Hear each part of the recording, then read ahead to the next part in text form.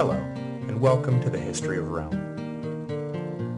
It had been 200 years since the founding of Rome, and since that time the Romans had undergone a massive transformation. In the beginning, they were a collection of pastoral herdsmen and unsavory cast-offs making their way in the world by flock and trade, and since that time they had learned to become settled farmers, tilling the land and raising crops. They had gone from being a collection of armed rabble to a society of laws with a well-equipped, well-disciplined army. They had gone from upstart village to regional capital and now stood ready to challenge a wider pool of neighbors for control of all Italy. The Etruscans lay to the north and the Greeks to the south, and having conquered the central lowlands during the reign of the kings, the Romans now turned to the hills and mountains of East Italy for fresh conquests and, as always, were forced to parry the thrust of the Etruscan cities to the north. This is the world into which the Republic was born. According to the legendary chronology, the kings were overthrown in 509 BC, though the date is highly suspect.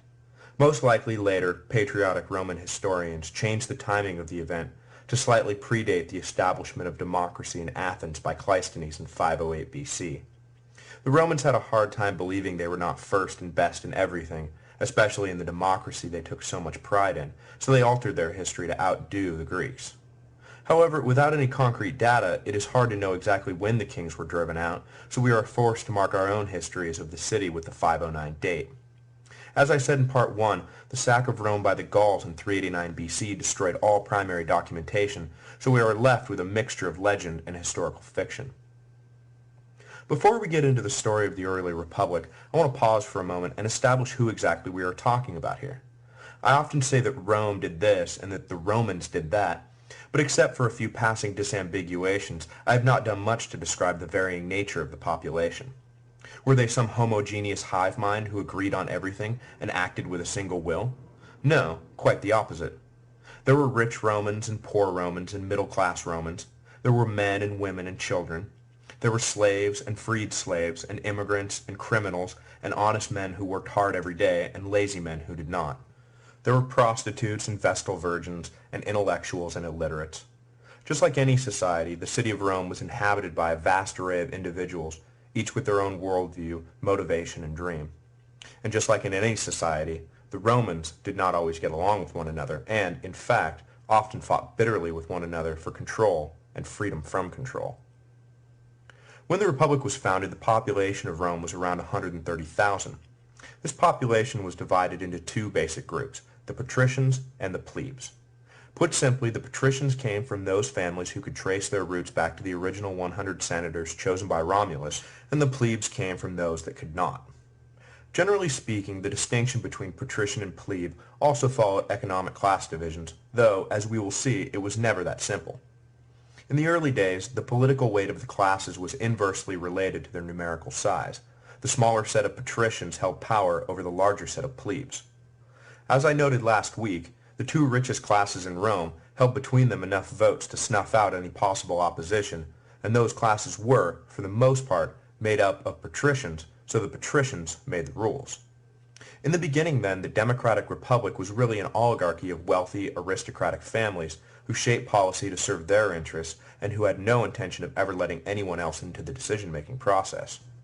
I don't want to get too far ahead of myself, but let me just say that it did not take long for the plebes, especially those plebes who were wealthy, to demand a greater voice in government. This tension between the patricians and the plebes would dominate Roman politics for the duration of the empire.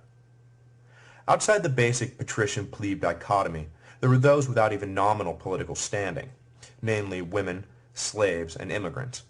These groups formed a majority in sheer numerical terms, but were denied almost all political rights. Even the plebeian males, who howled righteously at the injustice of being denied a say in government, would have cried just as loud if someone had suggested suffrage being extended to women, or slaves, or immigrants. The idea would have been beyond comprehension. And the contradictions of the early republic bear a striking resemblance to the contradictions of the early United States. When you picture the burgeoning Roman Republic, picture what you know of the burgeoning American Republic. The United States, though rhetorically cloaked in the language of freedom and equality, allowed only white, landowning males to vote. Eventually, the propertyless men agitated against the injustice of an oligarchical elite trampling on their freedoms and earned the same right, but women and blacks and Indians and the new immigrants were left out in the cold, present but unheard. This was Rome, a republic in which the disenfranchised majority were ruled by a disproportionately powerful elite. This, then, was the basic political breakdown of the population. Economically speaking, whether patrician or plebe, the majority of Romans were, by this time, settled farmers. But this was no utopia of land-owning citizen farmers. The land was owned by an elite minority and worked by the rest of the population. Economics and politics coincided just as they do today, and the tension between owner and operator mirrored the tension between patrician and plebe.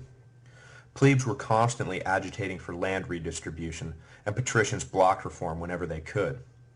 In this early stage of the empire, the actual work of the farms was still done by the lower-class citizens, slaves being an important part of the Roman economic model, but not yet the keystone upon which the entire system was based. The farms produced two basic products: food for internal consumption, usually grain and cereals, and crops for external trade, usually olives and grapes, and the refined offspring, oil and wine. The Romans, building on the roots already established by the Etruscans, used savvy trade policies to enrich themselves with all manner of foreign goods, establishing a truly international flavor in the city. But as in so many other aspects of Roman society, it was the wealthy patricians who controlled the import-export boards, and it was they who benefited the most from foreign trade. Needless to say, the landless plebe who worked in the fields did not dress in African finery and eat off of Greek silverware. Divisions were many within the population, economically and politically, and hatred abounded between the classes. But, in the end, they were all Romans, and set aside their differences any time the city was threatened, though picking up their rivalries right where they left off, when danger had passed. That all being said, it's time to continue with our story. The tyranny of the monarchy had been banished forever. It was decided, and again, when you picture this, feel free to picture the patrician senators and equites hammering out the details, because it was really them making all the early decisions. The lower classes and plebes had nothing to do with it. The two men should rule annually to avoid any single man accumulating too much power. Originally, these men were called praetors, though the title would be changed in the early 300s BC to the more familiar consul. For clarity's sake, I will use the latter designation even for the early executives who were technically praetors, because the office itself did not change, just the name, and, well, most translations of early Roman history refer to them as consuls anyway, so there is no reason to confuse an already confusing situation with a lot of semantic nitpicking. Anyway, to the Roman mind, ensuring freedom was not so much a matter of scaling back or limiting the power of the executive, as the Founding Fathers sought to do with their system of checks and balances, as it was a matter of limiting the length of time within which absolute rule could be wielded. The consuls had all the same powers a king had, near absolute power over war and peace, life and death. They just had to give it up after a year. The second consul was the one check the Romans did add into the system. One consul could veto the actions of the other, and that was that. Any consul who tried to run away with power could be stopped at a word from his colleague. If the two conspired to oppress the people, their terms of office expired after a year, and they were back to being mere citizens, with all the legal weight that would be brought down upon two men who sought to make themselves king. In the end, it was the expiring term of office that really let the Romans sleep well at night. The executive power sharing was merely a useful novelty. In that year, 509 BC, this was as far as the Republic had gone constitutionally. Rather than the Comitia Centuriata getting together and electing a king who served for life, they got together and elected two men who served for 1 year. As I said last week, the first two consuls were Lucius Junius Brutus and Lucius Tarquinius Collatinus. The former led the revolt against the king, and the latter's raped wife had sparked the event. Brutus's first act was to make all men swear an oath that they should never again allow a king to rule Rome. As you can see, the legacy of Numa remained a potent force. Brutus felt that a sacred oath before Jupiter would be enough to bind men to oppose monarchy, and, barring a few exceptions, it did. The Romans did not mess around with their oaths. There was, however, an immediate problem. Collatinus, you will note, bore the hated moniker Tarquinius, being a relative of the overthrown king. The population, jittery in their newfound freedom, worried that lust for power was an inborn trait of the Tarquins, and immediately regretted their election of Collatinus, despite the fact that he had helped lead the revolution and vocally denounced his cousins. When pressed, though, Collatinus agreed, for the sake of the stability and viability of the new republic, to resign the consulship, even though everyone agreed it was completely ridiculous to ask him to do so. In his place, another one of the ringleaders of the revolt was elected, Publius Valerius, who will, in a moment, earned the honorarium Publicola, or Friend of the People, for his service to Rome. Students of American history will immediately recognize Publius's name. The Federalist Papers, written by James Madison, Alexander Hamilton, and John Jay, in defense of the newly written Constitution, appeared in print under the pseudonym Publius in honor of this consul's role in securing Rome's new republic. Publius is often cited as being one of the original consuls of Rome, but we should not forget Collatinus and his selfless resignation in the face of baseless and superficial fears for the sake of his country's freedom. The first threat the new republic faced was the first threat all successful revolutions face, namely counter-revolution. There were more than a few Romans who had lived just fine under the kings and were in no mood to lose their privileged place in society. A collection of young nobles, including 2 sons of the consul Brutus, conspired with envoys of the exiled King Tarquin to betray the city to him and reinstate the monarchy. The plot was revealed by one of the noble's slaves, and the entire group was arrested. Brutus was shocked to see his own sons involved in the affair, but incontrovertible evidence was produced confirming their guilt. The penalty for treason was severe, and despite his tortured misgivings, Brutus would not stop the sentence from being carried out. The young conspirators were tied to a post, scourged, and then beheaded. Brutus's decision was long lauded by the Romans as a patriotic sacrifice, teaching a moral lesson about putting the welfare of the state before even one's own family, but the ruthlessness of the decision often makes it difficult for us to see the nobility of the act. The second threat the new republic faced was the second threat all successful revolutions face, namely, invasion by an opportunistic enemy trying to take advantage of a neophyte central government.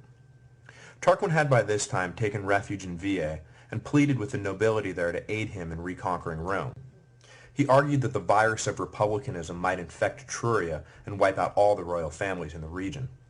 The nobles of Veii were indeed worried about their subjects catching the freedom bug and, believing that Rome's leadership would be shaky and disjointed without a strong king in charge, agreed to aid Tarquin and attacked. However, to the surprise and consternation of Tarquin and the Veiites, Brutus and Publius proved to be extremely capable commanders, routing the army from Veii easily. The battle was not without tragedy for the Romans, though. In the middle of the fight, Brutus, liberator of Rome, was killed. His body was borne back to the city, and Rome went into mourning for a full year. Publius now stood alone and, like Collatinus before him, soon fell under suspicion by the fickle and paranoid masses. After the battle with the Veiites, Publius began construction on a home atop the Velia, a ridge jutting from the north side of the Palatine Hill. The people suspected him of making a fortress from which he could safely enslave them all. Publius caught wind of the sentiment and called a mass meeting, shaming the populace for their irrational fears and announcing that if it worried them so much, he would move his home to the bottom of the hill, where they could all keep watch on him. He further used the opportunity provided by the meeting to propose 2 new laws, which made him a hero to the now assuaged masses and earned him the aforementioned title Publicola. The 2 laws are famous even to this day. The first stated that any man who tried to make himself king could be killed at any time by any other man without fear of reprisal, and the second stated that any decision by the magistrates could be appealed to the people's assemblies. Publius, content with the single credit he received for these democratic initiatives, then called for an election to fill the open consulship. Marcus Horatius Pulvius was eventually elected after a short detour through a consul who was elected but then died from old age a few days later. And this closed the first year of the Republic, leadership settled, the people mollified, and Rome secure. In the coming years, the tension between patrician and plebe would dominate public life in Rome, the patricians wary always of runaway mob rule, and the plebes seeing no practical difference between the overthrown king and the newly empowered Senate. Next week, we will jump headlong into this so-called conflict of the orders and witness the plebes voting with their feet and demanding a real voice in the allegedly democratic republic they had all fought so hard to establish and keep.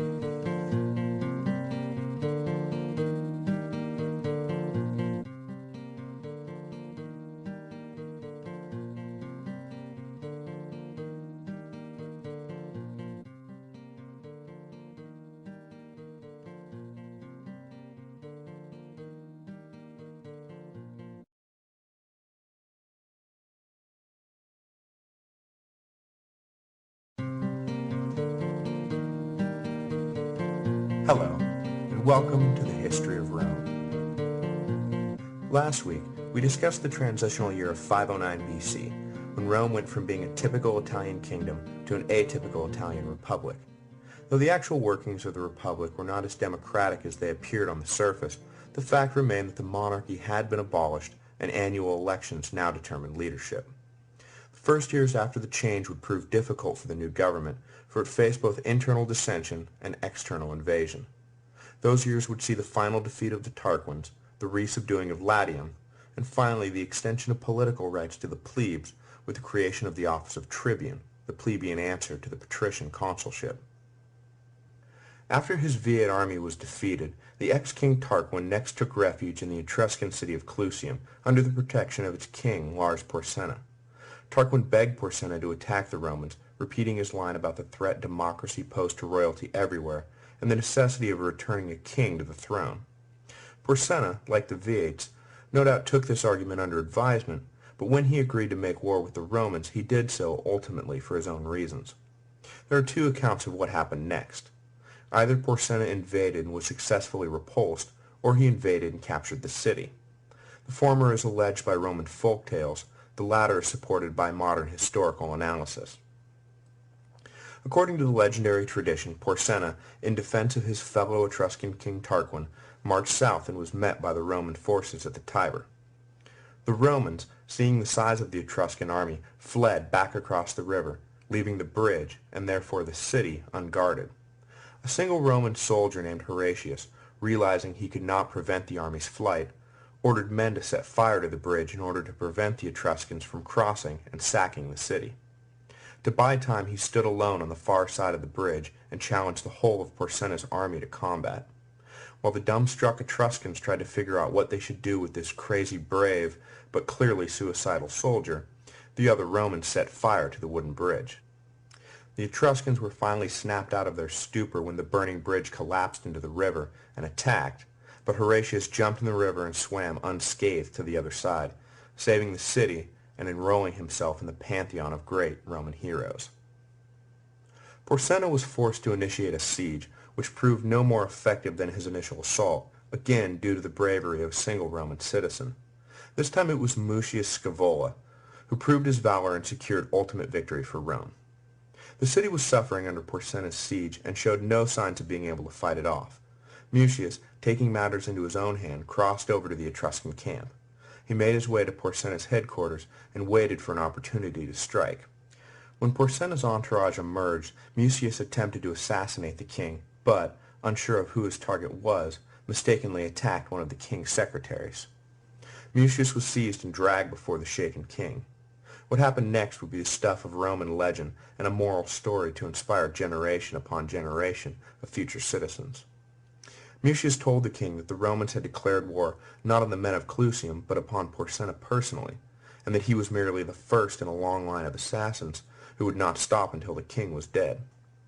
The king, unnerved by this idea, ordered Mucius burned alive and found himself only further unnerved by what Mucius did next. The Roman stuck his right hand into the fire and, without flinching, allowed it to burn. He declared that such was the regard Roman men held for their bodies, and that the king should remember what lay in store for him. Porsena was, to say the least, impressed and very freaked out. He allowed Mucius to go free, commending the man for his bravery, and not wishing to live his life under a death sentence from a bunch of psychotic patriot assassins, he made peace with Rome and lifted the siege, never having taken the city. This was the official legend. Other, non-Roman sources tell a different, more plausible story. In this version, Porsena did indeed take Rome in the turbulent years after the founding of the Republic and set up a puppet government. The outcome seems reasonable in that the Etruscans of Clusium would have been much stronger and far better equipped than the Romans were at this point, and resistance would have been futile at best. The reason Porsena, who is a confirmed historical figure, invaded Rome is a further divide between fact and legend. The melodrama of Tarquin's plea for Etruscan solidarity is pure fiction, as is the decisiveness of individual Roman bravery.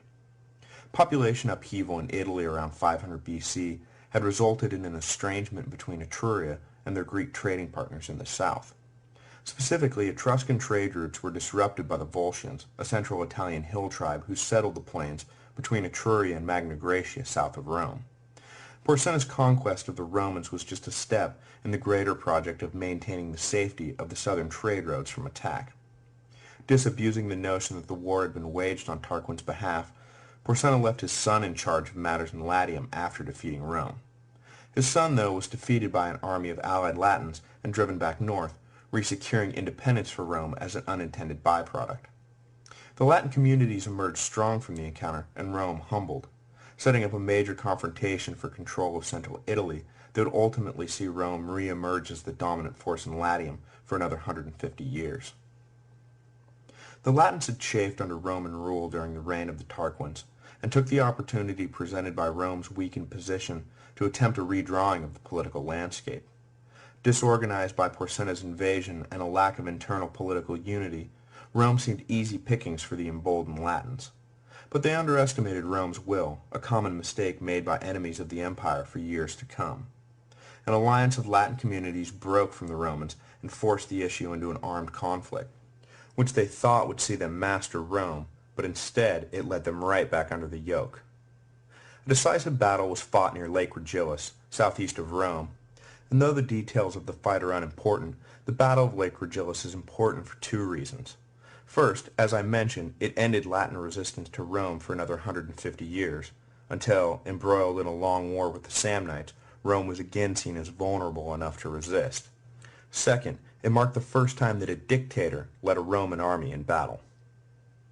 The office of dictator was a curious instrument to find within the constitution of a republic, but the Romans felt that extraordinary emergencies called for extraordinary solutions, and dictators were appointed periodically over the years when such emergencies arose. Basically, a dictator was appointed when all the red tape needed to be cut through, and one single man needed to take decisive action now, without complaint or appeal or challenge. According to law, a dictator could be appointed for one 6-month term, at the end of which he would resign and power would revert back to the consuls. At the beginning of his term, the dictator appointed a vice-dictator, called his master of horse, who was accountable to no one but the dictator himself. The Romans were sufficiently distressed by the hostility of the Latins that they used their extraordinary solution for the first time to lead an army against a foreign threat. And technically the first dictator ever appointed had been a man named Titus Lartius, who had served briefly in that position 2 years before to quell internal riots, but beyond trivia, the event is hardly worth mentioning. The appointment of Aulus Postumius, however, was a watershed moment. Lartius's appointment had been a ploy used by the patricians to put the fear of God back into the plebes, which of course it did, but there was never any question of actually instilling him with dictatorial powers for any period of time. Postumius, however, was given the keys to the city and told to do whatever was necessary to defeat the Latins, essentially that he was now a law unto himself. Postumius did indeed lead the army to victory over the Latins, and then, in a remarkable display of constitutional loyalty, stepped down from the heady heights of absolute dictatorship and restored the consuls to their rightful positions. The remarkable giving up of power demonstrates both Postumius's personal honor and the extent to which Rome as a whole probably would have cried out for his murder if he had considered remaining in power. The monarchy really was dead, and though dictators would be appointed off and on for the next 450 years, it was not until Julius Caesar that a dictator did not ultimately resign of his own free will. The Latins reconquered and the dictatorship passed, Rome found itself at peace. And as a general rule, whenever Rome found itself at peace abroad, it immediately found itself divided at home. The question of plebeian rights, never satisfactorily settled, now reared its head once again. The plebes were not to be put off this time. No amount of patrician chicanery and backroom dealing would break their solidarity. Only rights guaranteed by law would satisfy them now. The plebes would ultimately win political concessions from the patricians, though it took the first recorded strike in history to do so. Trouble arose over the matter of debt bonding. In Roman law at the time, if a debtor could not pay his creditor, then he became a bonded servant to the creditor until the debt was repaid. This system of indentured servitude essentially made permanent slaves of the debtors because, while servants to the creditors, they were unable to earn any money to pay off their debts. Many of the soldiers who fought in the recent war against the Latins found themselves bonded in this way. The practice in this case was especially egregious because the debts were incurred while the men were off fighting in patriotic defense of the city. The plebes agitated for debt relief, but were rebuffed by the patricians, whose attitude was basically, you take on the debt, you pay the price. Offended by this high-handed treatment, the plebes were on the verge of full-blown revolt when the city suddenly found itself under attack from all sides. The Sabines, Volscians, and Aequians all began making forays into Roman territory, and the Senate called for armies to be raised. The plebes sensed an opportunity, and when the consuls began calling names for enlistment, not one of them made a move. The Senate was basically beside itself at this mass act of treason and immediately appointed a dictator to smash the resistance. But in an amazing display of moderation and wisdom, they appointed the brother of Publius Publicola, Manlius Valerius, whom the plebes loved, to the office.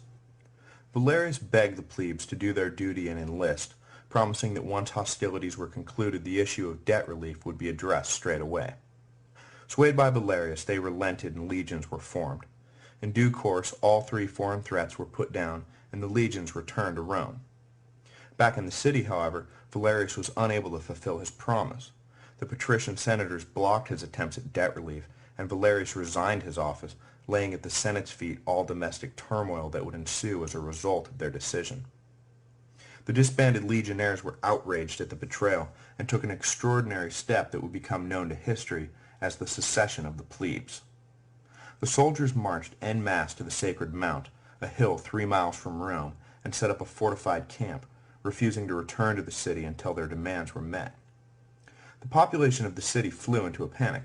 The remaining plebes feared retaliatory violence from the patricians, and conversely, the patricians feared runaway mob violence without the army around to maintain order. And what they both feared the most was external invasion. If word got out that Rome's army had abandoned her, every two-bit tribe in the neighborhood would come knocking on the city gates, and Rome would be at their mercy. So the Senate relented and sent an envoy to the plebe camp to broker a deal. The settlement did not address the debt question directly. Rather, a new office was created to shield the plebes from future patrician tyranny, the tribunate.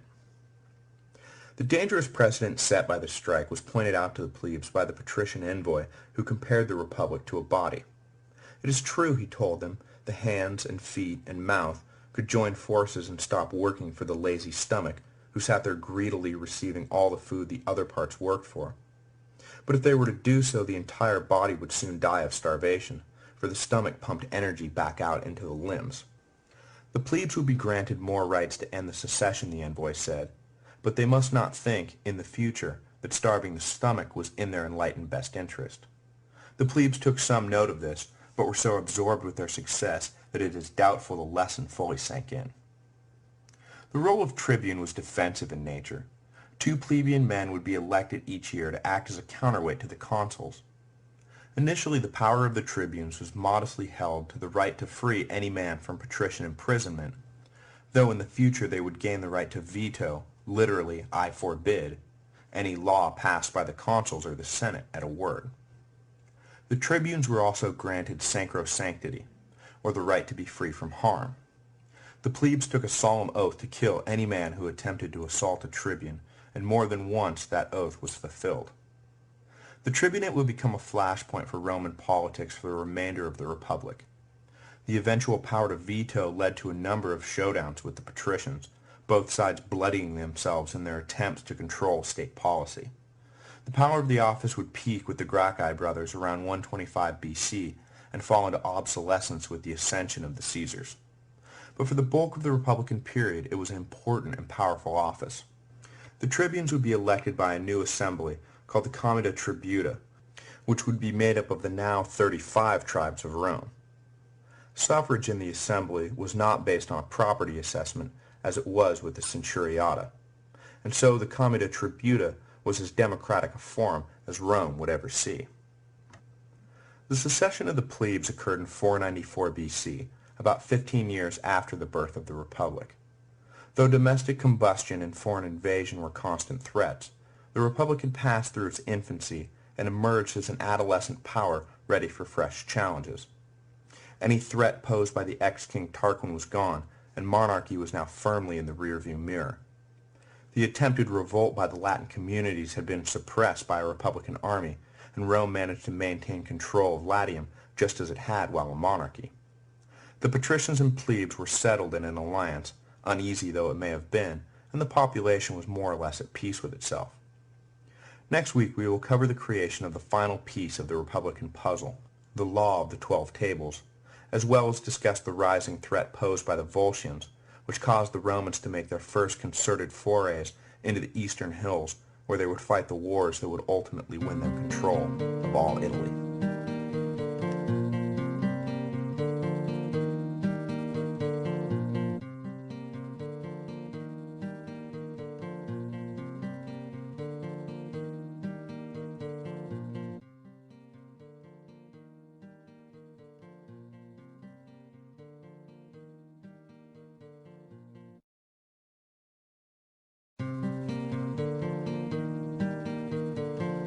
Hello, and welcome to the History of Rome. We ended last week with the plebes finally being granted nominal political rights, or at least defenders within the political arena, with the creation of the office of tribune. This stopped plebeian agitation for a while, but as the years passed, a new generation came of age and demanded further protection from the ever-present threat of patrician tyranny. It was not enough to be protected from an abuse of the law, because, at the time, nobody knew exactly what the law was. The legal framework of Rome was a nebulous body of oral and written traditions, with precedents and subclauses hiding all over the place, in official decrees, letters, pronouncements, and, most dangerously, in the minds of old patrician lawyers. Who was to say a man was being treated unjustly if no one knew exactly what justice was? This new generation of plebeian agitators would ultimately win a great victory for themselves and the rule of law, giving the Romans a set of written precepts that would be memorized by every child and recited by every adult, the 12 Tables of Roman law.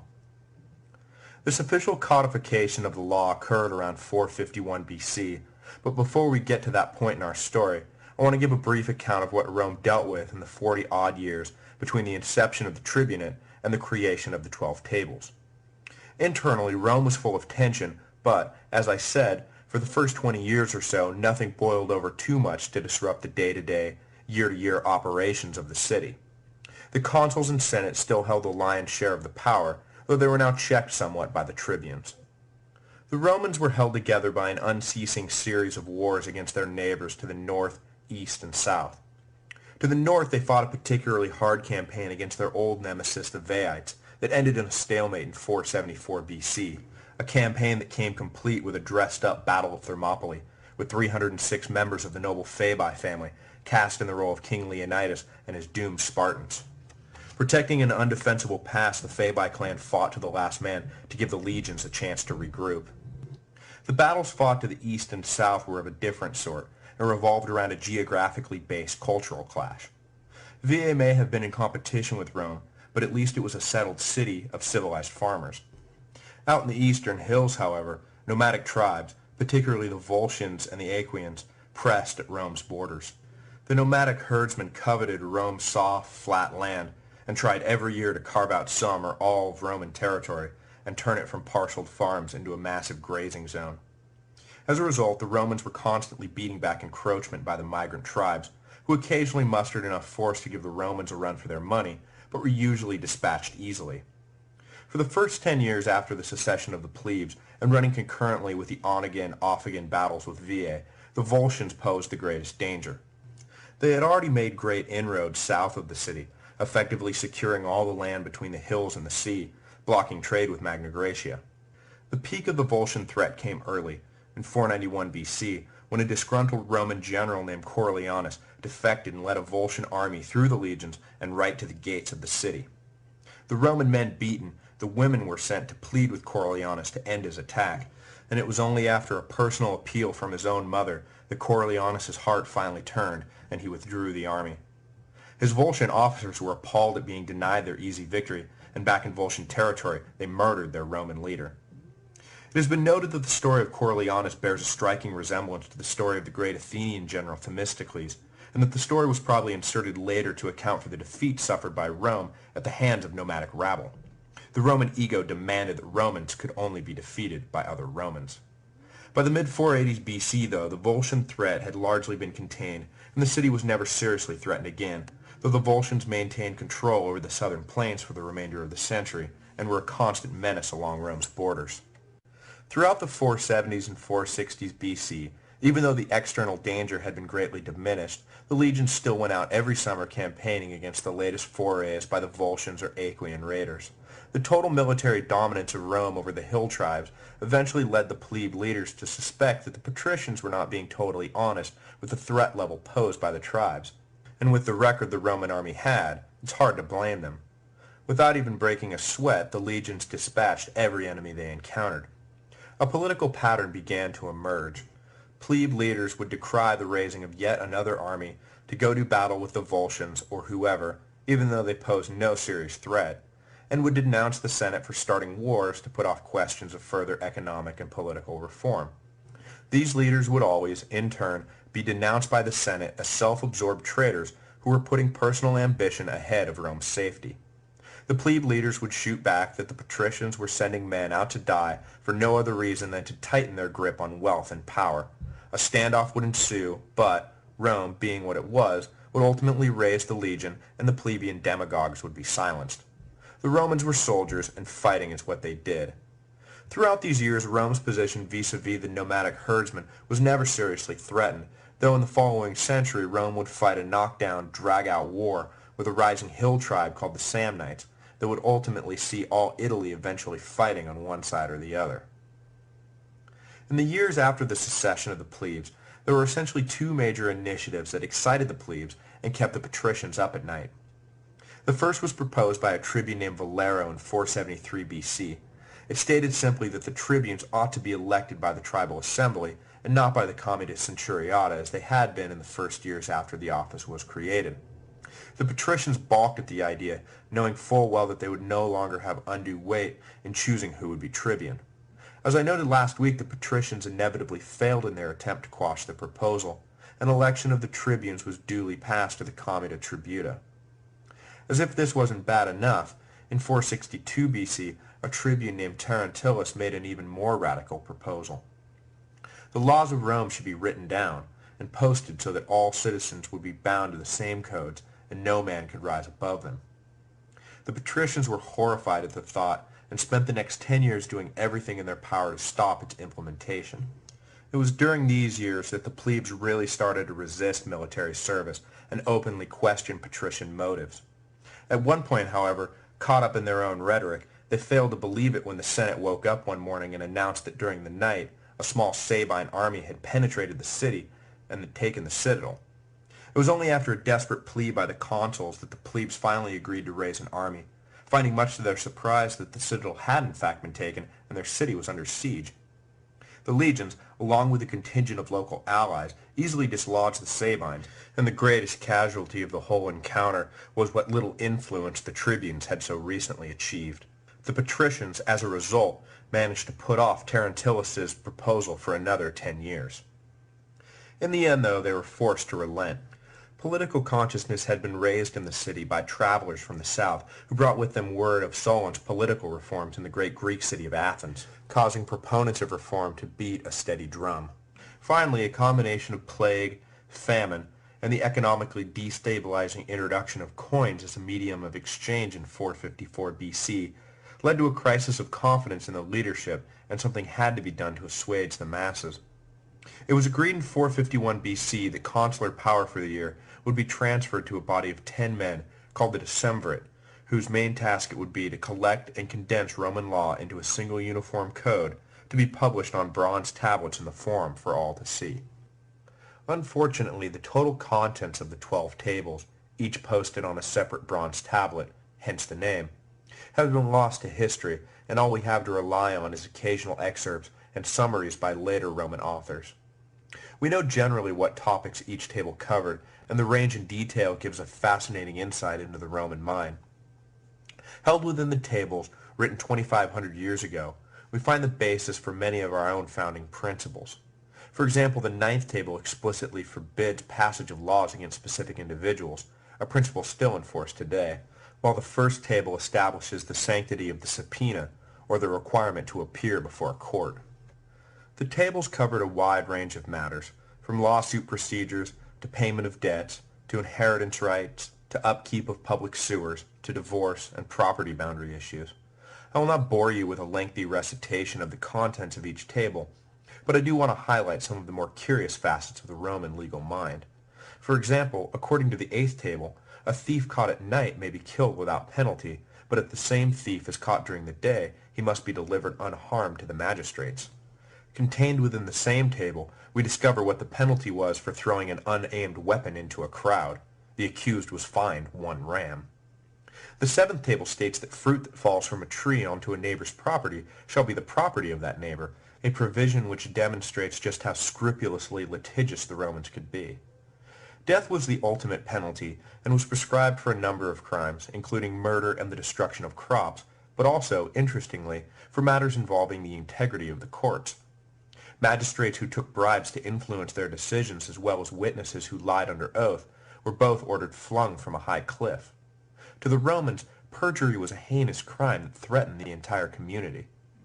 The final provision I want to point out was hidden deep in the 9th table, a piece of fine print that, once discovered, outraged the plebes and led to violent class confrontations.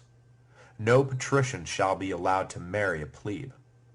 Effectively, this codified a closing off of upward social mobility to the majority of the population and guaranteed that none of them would ever hold the most powerful office of state, the consulship. This did not go over well with the plebes. As I mentioned earlier, the 12 tables were the foundation of later Roman law and were memorized by all citizens, literate or not.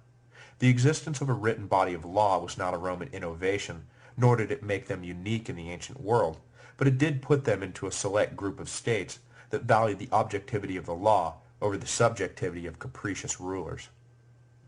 The story of the Decemvirs, the magistrates tasked with the compilation, ends with an interesting bit of legendary melodrama. During the year, or 2 depending on the source, that the Decemvirs were in office, they held ultimate authority. The unbroken chain of consular elections had been broken, and effectively a new form of government had been briefly ushered in. Rather than rule by 2 men, it was rule by 10 men. And among those 10 men, one was first among equals, a man named Appius Claudius. Claudius came from a family of staunch patricians, and was a vigorous opponent of just about any proposed plebeian reform. After finishing their appointed task, the Decemvirate had lost their raison d'etre and was set to disband, but Claudius, enjoying his newfound power, convinced his colleagues that they should remain in office after their term expired. The other Decemvirs, similarly enjoying the trappings of power, agreed, and when the consular elections for that year arrived, the Decemvirate simply did not allow anyone to stand, and no elections were held. The people found themselves unexpectedly in a constitutional crisis. Even though Claudius and the Decemvirs had made a naked power grab, there was no legal avenue available to stop them, for the Decemvirate had been instilled with all judicial authority. Ironically, the body of men who laid down the laws were the first to blatantly ignore them. Days and weeks passed with the Decemvirate maintaining their illegal hold on power, until finally Claudius went too far and the entire city rose up in revolt. Claudius had his eye on a beautiful plebeian girl who was set to be married to a young army officer. Claudius declared out of the blue that the girl in question was an escaped slave owned by one of his clients and that she must be returned. A hearing was called to decide the case, and numerous witnesses were brought up, attesting to the freeborn status of the young woman. But the trial was overseen by Claudius, who, to the astonishment of everyone present, ruled that the girl was indeed an escaped slave and was the property of the complaining client, despite obvious evidence to the contrary. The people were appalled at this absurd conclusion, and the army, when it caught wind of the decision, joined in their outrage. The husband-to-be and the father of the woman were both officers in good standing, and the army was incredulous at the arbitrary injustice of Claudius towards one of their own. The people, supported by the army, then used their bargaining chip of last resort and abandoned the city, removing themselves to the Sacred Mount just as they had done 40 years earlier. The Decemvirs, recognized that their position had become untenable, finally resigned. Claudius was arrested, but rather than face trial, he killed himself. Regular consular elections then took place, and Rome's domestic tranquility was restored. The plebeians actually emerged from the order better off than they had been, for in their negotiations to return to the city, they demanded the number of tribunes be raised to 10, which the Senate, anxious to get things back to normal and again fearing invasion, agreed to. And of course, the codification of the laws, the decades-long plebeian demand, had already been accomplished, leaving them in a much stronger position legally to fend off future patrician tyranny. The creation of the 12 Tables left the plebes on the one hand overjoyed, but on the other they were horrified by some of the provisions it contained. True, the rule of law would now dominate patrician subjectivity, but that one sticking point of the illegality of patrician-plebe marriage opened their eyes to an oppression that they never knew existed. Only patricians could be consuls or hold the other high magistracies, including Pontifex Maximus. If no plebe could ever marry a patrician, then no plebe would ever hold high office, and the patricians would always and forever hold the winning political hand. The next cycle of patrician-plebe conflict would revolve around this very issue, eventually leading to a number of reforms that further diluted the patrician stranglehold on power, which we will get to in the weeks ahead. Those of you who know Roman history may have noticed that I ran right by one of the most well-known folk legends, which occurred around 460 BC, without so much as a mention. That is because next week I want to focus in detail on the central figure of that story, the great Cincinnatus, whose career spans both sides of the Decemvirate interlude. Join me next week as we untangle the man from the myth and figure out what made Cincinnatus such a towering figure that American settlers felt compelled to name their new boomtown on the Ohio River after a Roman who had been dead 2,200 years.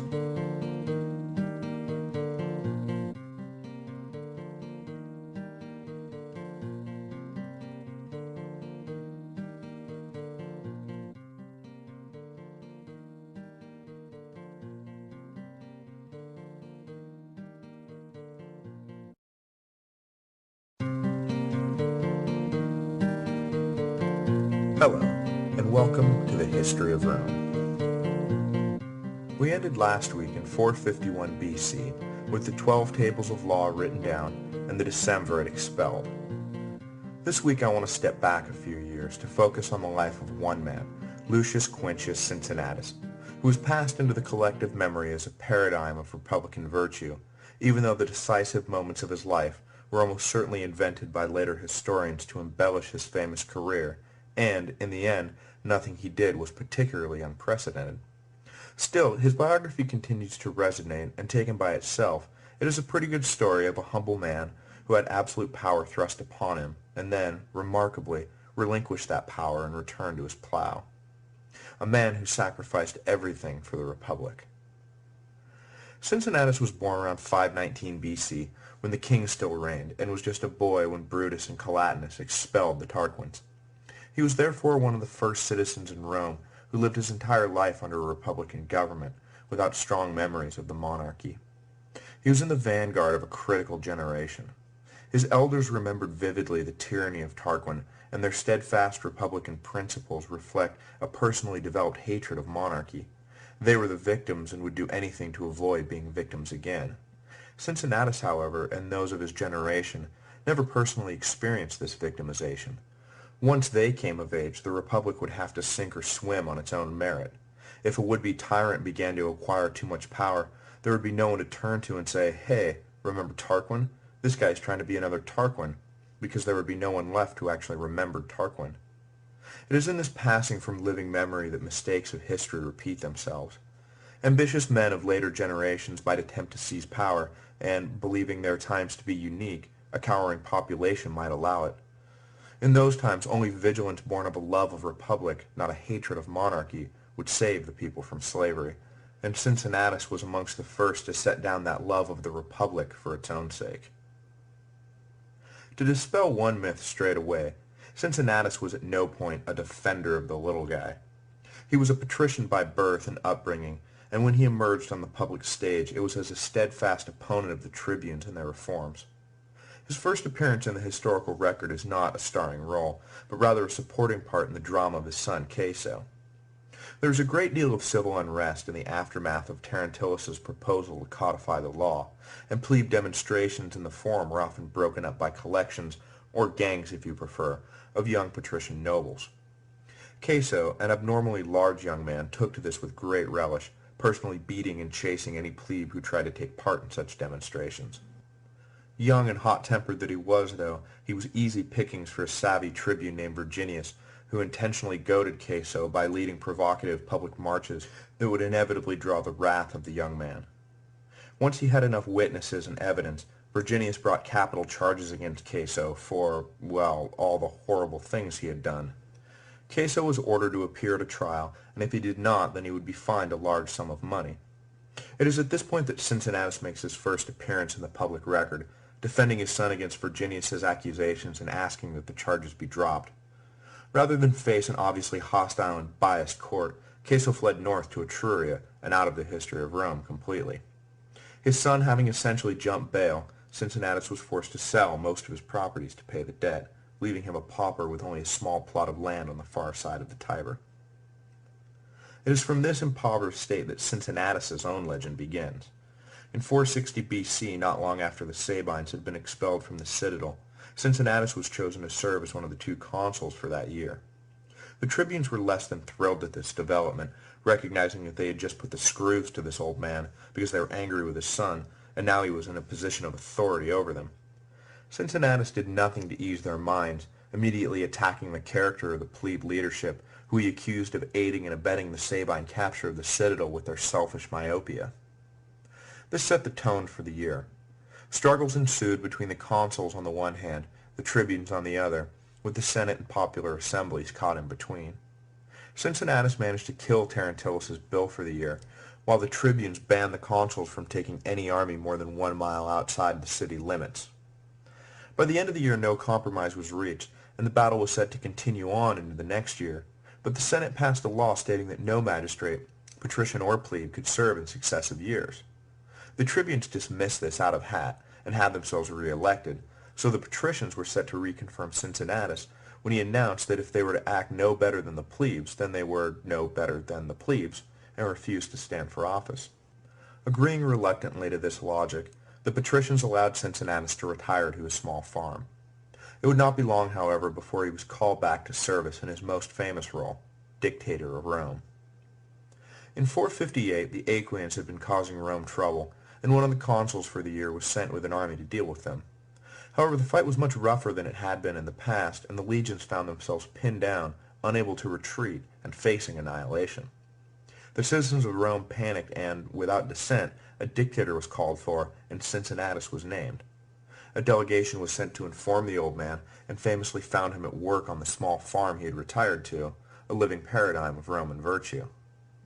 The delegation saluted Cincinnatus as dictator, imploring him to return to the city at once.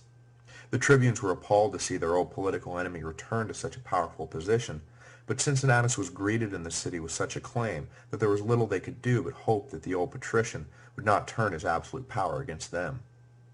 Cincinnatus, however, was not out to settle political grudges, well, not yet anyway, and promptly raised an army and marched to the rescue of the besieged legion. Wasting no time, Cincinnatus's army swept in and decisively beat the Aequians, saving the legion and ending the threat. He marched back to Rome and celebrated his well-earned triumph a mere 15 days after being named dictator. Before stepping down, though, Cincinnatus did clear up one bit of family business, forcing Virginius to plead guilty to perjury and go into exile. Rome safe and his family's honor restored, Cincinnatus resigned the dictatorship and returned to his farm, a hero in his own time and a legend thereafter. He would make one final appearance in the public record 20 years later, again appointed as dictator, though this time it was to deal with internal strife and not an external threat. Ironically, it was an attempt by a single man to capture total power in Rome that led to the reappointment of Cincinnatus as dictator. We will talk more next week about the plot of Malleus to make himself king, so for now I will just leave it that a conspiracy was in motion and Cincinnatus was brought in to deal with it, which he did as quickly as he dispatched the Aequians and again resigned the dictatorship and returned to his farm, this time for the last time. Cincinnatus is a bona fide legend, but the particulars of his life are almost certainly an invention. I look forward to the day when I begin covering events from the later, more accurate records, so I won't have to keep saying that the story I've just told you is largely fictitious, but we still have another 50 years before we get to the sack of Rome, so we'll just have to grind through this together. Anyway, the story of Cincinnatus is largely fictitious, but the man was a giant of his age and earned a little mythical embellishment. And regardless of its accuracy, the life of Cincinnatus was handed down from generation to generation and is still told today. His story had a great impact on the Enlightenment age soldiers of the American Continental Army, who often referred to their great leader, General Washington, as the American Cincinnatus, because at the end of the war he retired rather than allow the people to make him king. When the army was demobilized, the retired officers formed a fraternity of sorts called the Society of the Cincinnati, membership in which was limited to men who had served in the army for 3 years. One of their members was later the territorial governor of Ohio, and he renamed a growing urban hub on the Ohio River Cincinnati, both in honor of the society itself and in honor of Washington, to whom the name originally referred. Ironically, the society still exists today, membership being limited to sons of the original members, making it a hereditary institution, completely anathema to everything the officers had originally been commissioned to fight. But I digress. Cincinnatus's mark had been set upon the world. But what do we make of him? Clearly he was a towering figure in the first century of the Republic, a hero, a consul, a twice-named dictator. But why the iconic veneration? Allegedly it is for the act of relinquishing absolute power, but we have already seen that Cincinnatus was not the first man to do this, nor would he be the last. The office of dictator was not created especially for him. It was, in fact, a constitutional role that was used regularly in times of crisis. His story, of course, had a nice ring to later Romans, who reveled in his simple homespun virtue, called from his field to save the city. In the good old days, they said, the greatest man of his age was found hard at work on a small farm, not eating figs on a sofa in some palatial estate. He was the epitome of the virtuous farmer-soldier, the ideal Roman. I think 2 things really contribute to the fame of Cincinnatus. The first is the incidental fact that most people, myself included before I began digging, believe Cincinnatus must have either been the first dictator of Rome or the only dictator of Rome to ever step down voluntarily, or something equally unprecedented. But of course there was nothing particularly unprecedented about Cincinnatus, and our veneration of him in that case would seem to be based upon nothing more than our own misconceptions about Roman history. But even though Cincinnatus wasn't the first or last of anything, he was unique in a profound way. The first 2 dictators, who, like Cincinnatus, served and then resigned, were men of a generation that remembered the Tarquins, remembered the tyranny, and would not think for a moment about seizing power for themselves so soon after they had thrown out the kings. Cincinnatus, on the other hand, comes from the next generation, a generation that lived their entire lives under the Republic, and was thus the first man who had no memory of monarchy to be given absolute power. The temptation to keep it would not this time be tempered by memories of subjugation and struggle. But the virtue of Cincinnatus returned to the people the power that was rightfully theirs. It was his resignation from dictatorship that really cemented the precedent for later Romans to relinquish dictatorial power and maintain the Republic, that thing of the people. In that case, Cincinnatus really does deserve all the praise he is given for selflessly handing the reins of power back to the people, where it would remain for hundreds of years. In any case, any man who voluntarily gives up absolute power is a hero whose story, rightfully, is told. Next week we will learn more about the machinations of Malleus, a scoundrel of the highest order, as well as the events that led up to the final confrontation with Veii, a struggle that broke the back of Etruscan dominance, which, though a victory for Rome, opened the door for the Gauls to sweep in from the north and hand the Romans their most devastating defeat, almost ending the empire before it had a chance to really begin.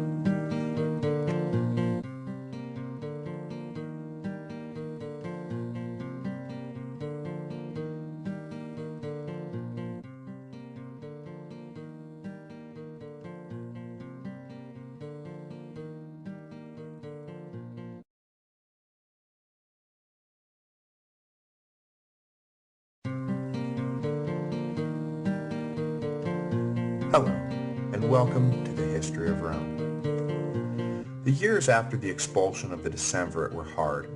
Old problems remained unsolved, while new ones threatened to tear the city apart. Patrician and plebe were at each other's throats over wealth, power, and land. The population of the city was growing, and there was not enough land to give them, and not enough food to feed them. Crop failures exacerbated the problem, and famine became a persistent killer. Bitter tensions led to a breakdown of military resolve, and old enemies long contained now returned a match for their former betters. The Volscians and Aequians both peeled off Roman territory to the east and south, and there was little the legions could do about it. This is how the Romans limped through the second half of the 400s BC, hungry, tired, weak, and demoralized. At the turn of the century, a final victory over Veii would lift the hopes, albeit briefly, of the city, but for now, life was a dreary war of attrition. In the aftermath of the publication of the 12 Tables, the plebes immediately became aware of an institutionalized bias against them. They were incensed to see a codification of the ban against patrician-plebe marriage and immediately opened a new front in their war for equality. The issue of greatest concern was access to the high offices of state. This meant the consulship and the religious offices of Pontifex Maximus and its subordinate priesthoods. Only patricians by law could hold these offices, and if plebes could not intermarry with patricians, then they would never gain access to the highest positions of authority or have the final say in law and religion. The plebes attacked this imbalance from two angles. First, they sought to legalize patrician-plebe intermarriage, and second, they demanded that the consulship be open to plebe candidates. The former would be won quickly, and as to the latter, it would be just under 100 years before the first plebe was finally named consul in 366 BC. In 445, a tribune named Canuleius introduced a bill legalizing patrician-plebe marriage. The measure was fought by the patricians, who fretted about the dilution of pure patrician blood, but their resistance was only half-hearted. For one thing, their arguments really had no leg to stand on. When it came to officiating the necessary religious sacrifices, the Romans, all of them, believed that a patrician must be the official in charge, or the gods would be offended. Some patrician families claimed that mixing the two classes would inevitably offend the gods, but in Roman law, legal status followed the father's position alone, without any concept of genetic makeup.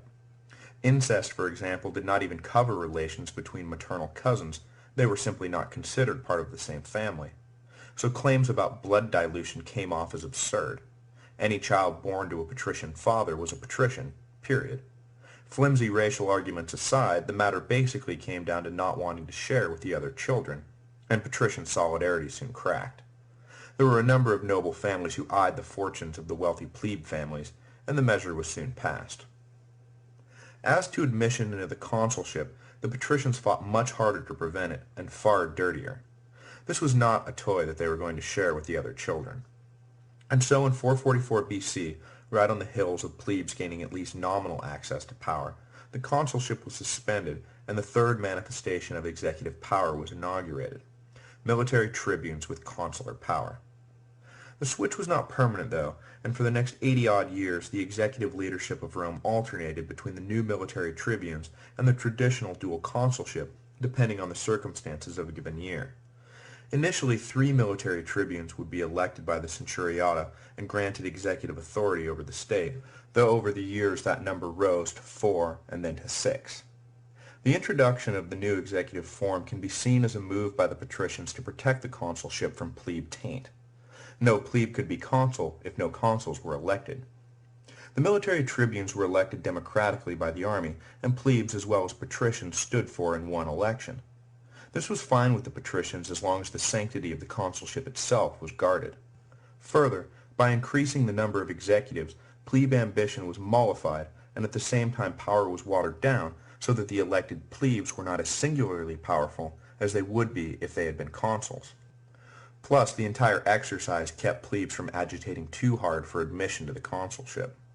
For the years between 444 and 367 BC, military tribunes were elected roughly half the time, the other years being governed by the traditional dual consuls. Much has gone into analyzing what factors determined whether consuls or tribunes would be elected for a given year, but by cross-referencing executive form with military activity, a possible answer emerges. Consuls were generally in charge during the major conflicts of the era, so it would seem that military tribunes were elected when no major military action was planned, whereas consuls were elected when engagement was imminent. This seems counterintuitive given the name military tribune, but it makes sense. Plebes with consular power were acceptable to the patricians as long as they were destined for little more than off-year administrative duties. When real action was required, the patrician-controlled consulship was returned. The patricians wanted to make sure that they alone determined the course of state in times of crisis. If this is true, then the creation of military tribunes with consular power was little more than a stall tactic formulated by the patricians to put off full political equality with the plebes, which it did for the better part of 80 years. A second action by the patricians further removed the plebes from access to real power. One of the most important duties of the consuls was administering the census once every 5 years. The census determined citizen status as well as classification within the five-tiered system of the comitia centuriata. The consuls charged with taking the census had enormous latitude at the edges of the dividing lines to move citizens up or down, granting a degree of control over the end voting blocks of the centuriata. More than that even, it was during the census that citizen status was granted or revoked. Obviously, the patricians had a keen interest in maintaining control of the census, and when military tribunes were introduced, the administration of the census was peeled off from the other consular powers and invested into a new office that was destined to become one of the most coveted of all the magistracies, the censor. In time, the censor would acquire other duties, most famously the vague directive to protect public morals. But for now, the single role of administering the census was important enough. By senatorial decree, the censor had to be a patrician, ostensibly because of the religious ceremonies of the census that needed attending to, but most likely it was to make sure that plebes could never engineer more favorable voting blocks for themselves in the centuriata. These political reforms closed out the cycle initiated by Terentellus in 462 BC when he first proposed the creation of the 12 Table. The political and economic structure of Rome would not see significant alteration until the opening of the Samnite Wars in the mid-300s BC, not for lack of plebe agitation, but because the patricians seemed to have closed ranks and resisted any further reforms. As I said at the beginning, the years ahead were long and hard for Rome. Grain shortages were reported in a dozen of the next 50 years, with devastating famines following. The lack of nourishment inevitably led to plagues, which further decimated the population. Rome was forced to seek help from surrounding communities, north in Etruria and south in Magna Graecia and Sicily. Their requests, though, were denied as often as they were approved, and many of their neighbors reveled in Rome's misery after so many years of dominance. Just about every one of their enemies took advantage of Rome's depleted and malnourished army, and Rome's sphere of influence gradually began to erode. The Volscians and Aequians, once easily dispatched, now let their flocks graze in Roman fields uncontested. In the midst of this desperation, some men allowed their scruples to take a backseat to ambition, and one man in particular would pay the ultimate price for his hubris. A wealthy merchant named Manlius, who had never served in any important office but was of equestrian rank, began to dream bigger than his prudence should have allowed. In 439 BC, during a typical grain famine, official Roman envoys in Etruria rejected the Etruscan price for grain as gouging and returned to the city empty-handed. Manlius then went himself and agreed to pay the exorbitant cost, bringing home the grain the people needed and handing it out for free. Manlius was an overnight sensation, a newly minted political rock star. Everywhere he went, he was greeted by large ovations acclaiming his generosity. Manlius looked at the adoring masses and at his own personal fortune and let his imagination get away from him.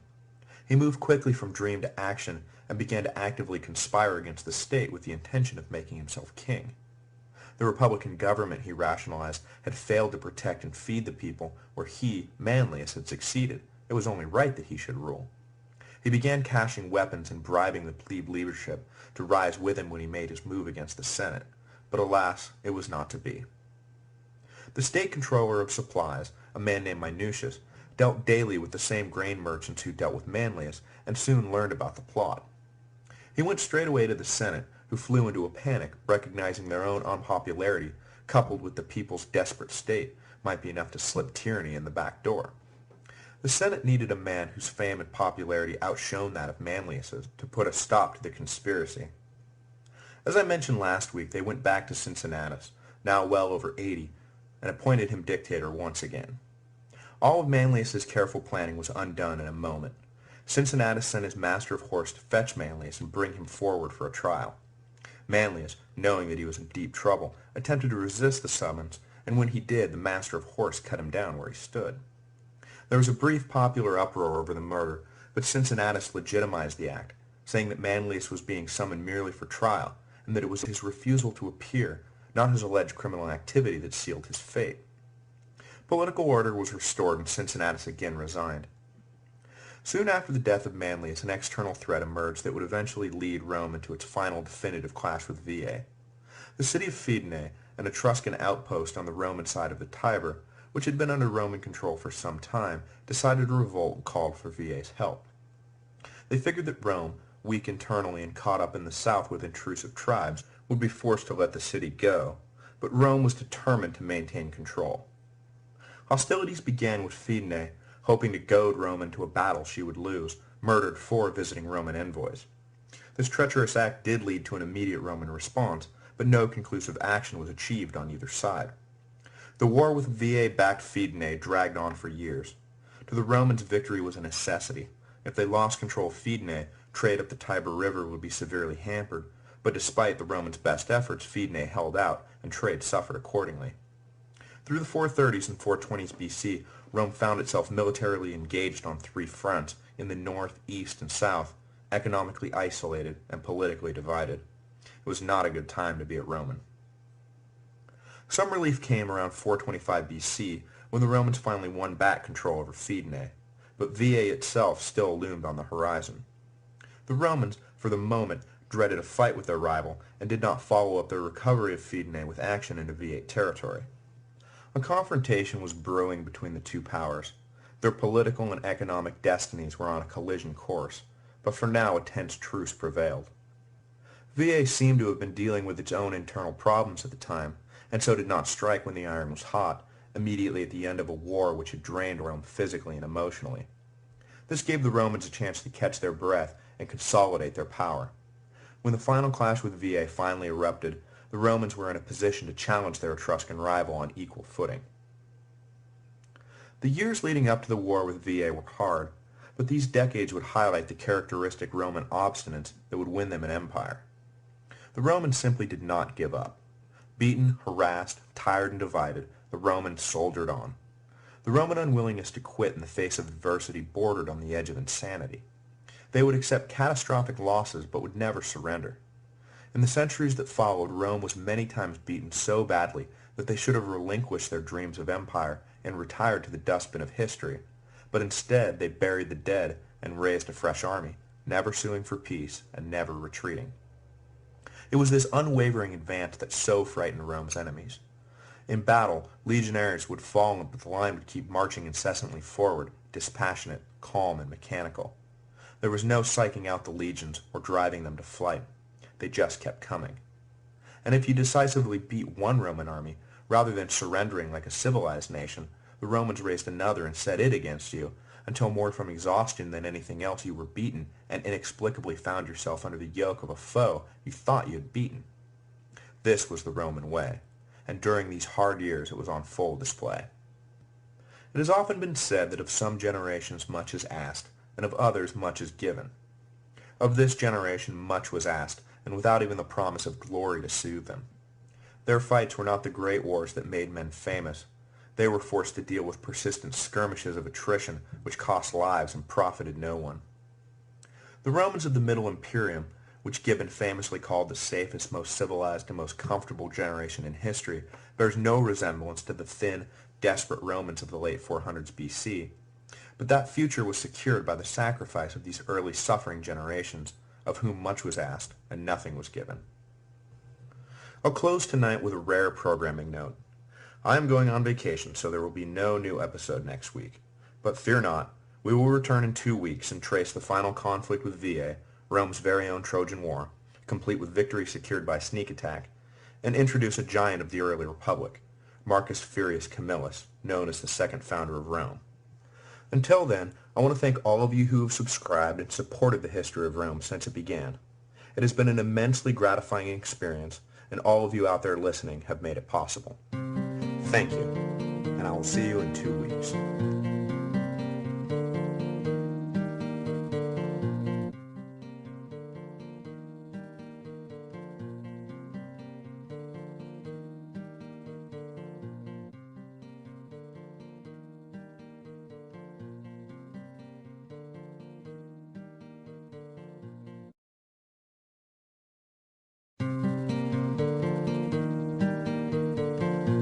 Hello, and welcome to the History of Rome. Last time, we left Rome on an upbeat. Fidense recovered, and their position in the region stabilized. The Volscians were still a persistent menace to the south, but by this time they were clearly on the decline militarily. In another few decades, Rome would finally put an end to the Volscian threat and conquer them once and for all, but for now periodic clashes continued to be a mainstay of legion activity. The main threat to Rome, though, lay north with the city-state of Veii, long an economic, political, and military rival.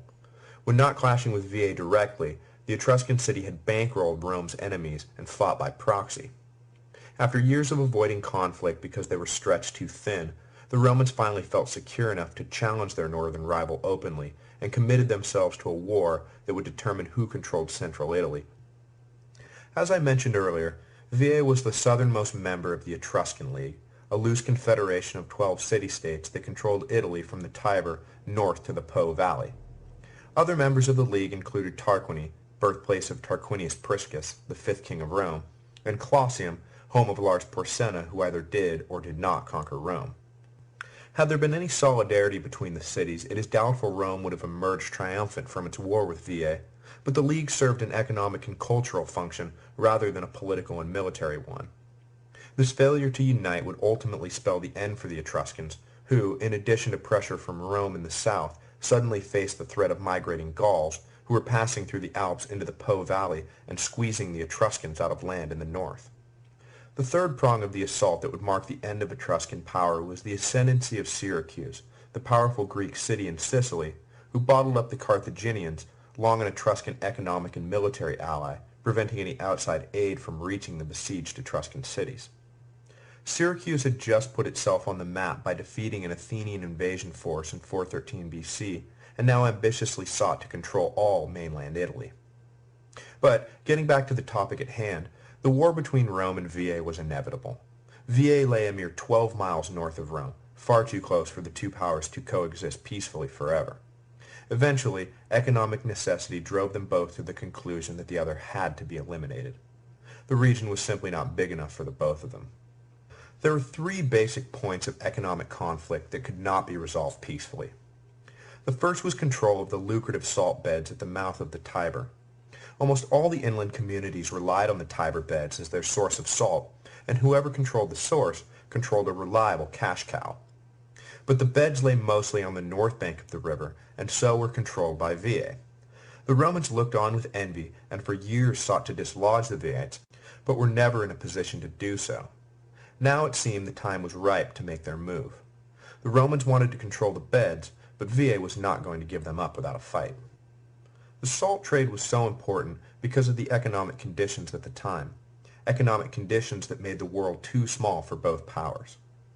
After the Etruscans had lost their foothold south of Rome to the Volscians, their direct connection to trade with Magna Graecia was severed. The archaeological record shows that the flood of trade Veii had once enjoyed as the gateway to Etruria now slowed to a trickle. Their overland trade routes closed, the Veiites were forced to rely on seafaring traders, most importantly their Carthaginian allies, but after the rise of Syracuse, those Carthaginian traders began to be squeezed out, and Veii's economy suffered as a result. In better days, northbound trade was ample enough to be split between Veii and Rome, but now the limited supply was not enough to supply two economic centers. One had to be eliminated or both would die. Finally, there was the basic issue of territory. Rome's population was expanding, but its territory was not. Veii controlled huge tracts of fertile land that all levels of Roman society coveted. The richest patrician and the poorest plebeian both saw the land north of the Tiber as the answer to their overpopulation crisis. The patricians wanted the land to relocate the landless plebes, who were agitating with escalating fervor to redistribute patrician land in a more equitable manner, and the plebes just wanted land, whatever the source. The need to control the salt markets, the need to control the sparse overland trade with Magna Graecia, and the need to control the land north of the Tiber finally drove the Romans to action, and around 400 BC it was decided to take Veii out once and for all. The Veiites, equally in a bind, were more than willing to take up the fight, and the final conflict was joined. The war with Veii was unlike any the Romans had undertaken thus far, and the battle would change the nature and character of the Romans forever. Livy dates the conflict as taking place between 402 and 392 BC, and the archaeological record tends to back up this chronology, though not completely. The traditional length given for the war is 10 years, but most historians agree that this number was lifted from the mythical Trojan War and that the actual conflict more likely lasted 6 or 7 years. Battles in the field were intermittent and inconclusive, leading the Romans to change tactics and besiege Veii itself rather than try and beat its army in the field. This forced the Romans to do something they had never before even contemplated, keeping an army in the field year-round. Traditionally, the campaign season lasted between April and October, with soldiers returning home for the winter. It was completely unprecedented to keep an army enrolled past October, but after the decision was made to lay siege to Veii, this is exactly what happened. The soldiers suffered this outrage only because the Senate introduced an innovation that would mark a turning point in Roman history: soldier pay. It was not a great sum, nor was it a permanent policy, but it set a precedent and marked the first step on the long road toward the establishment of a fully professional army, a road that led directly to the death of the Republic. For now, though, it was an expedient to keep an army in the field at a time when the soldiers had to return home to look after their farms. The pay alleviated the economic burden the soldiers faced and kept them fighting. The siege soon turned into a prolonged siege. The Romans wanted nothing more than a quick, decisive victory, but Veii was situated in a nearly impregnable position.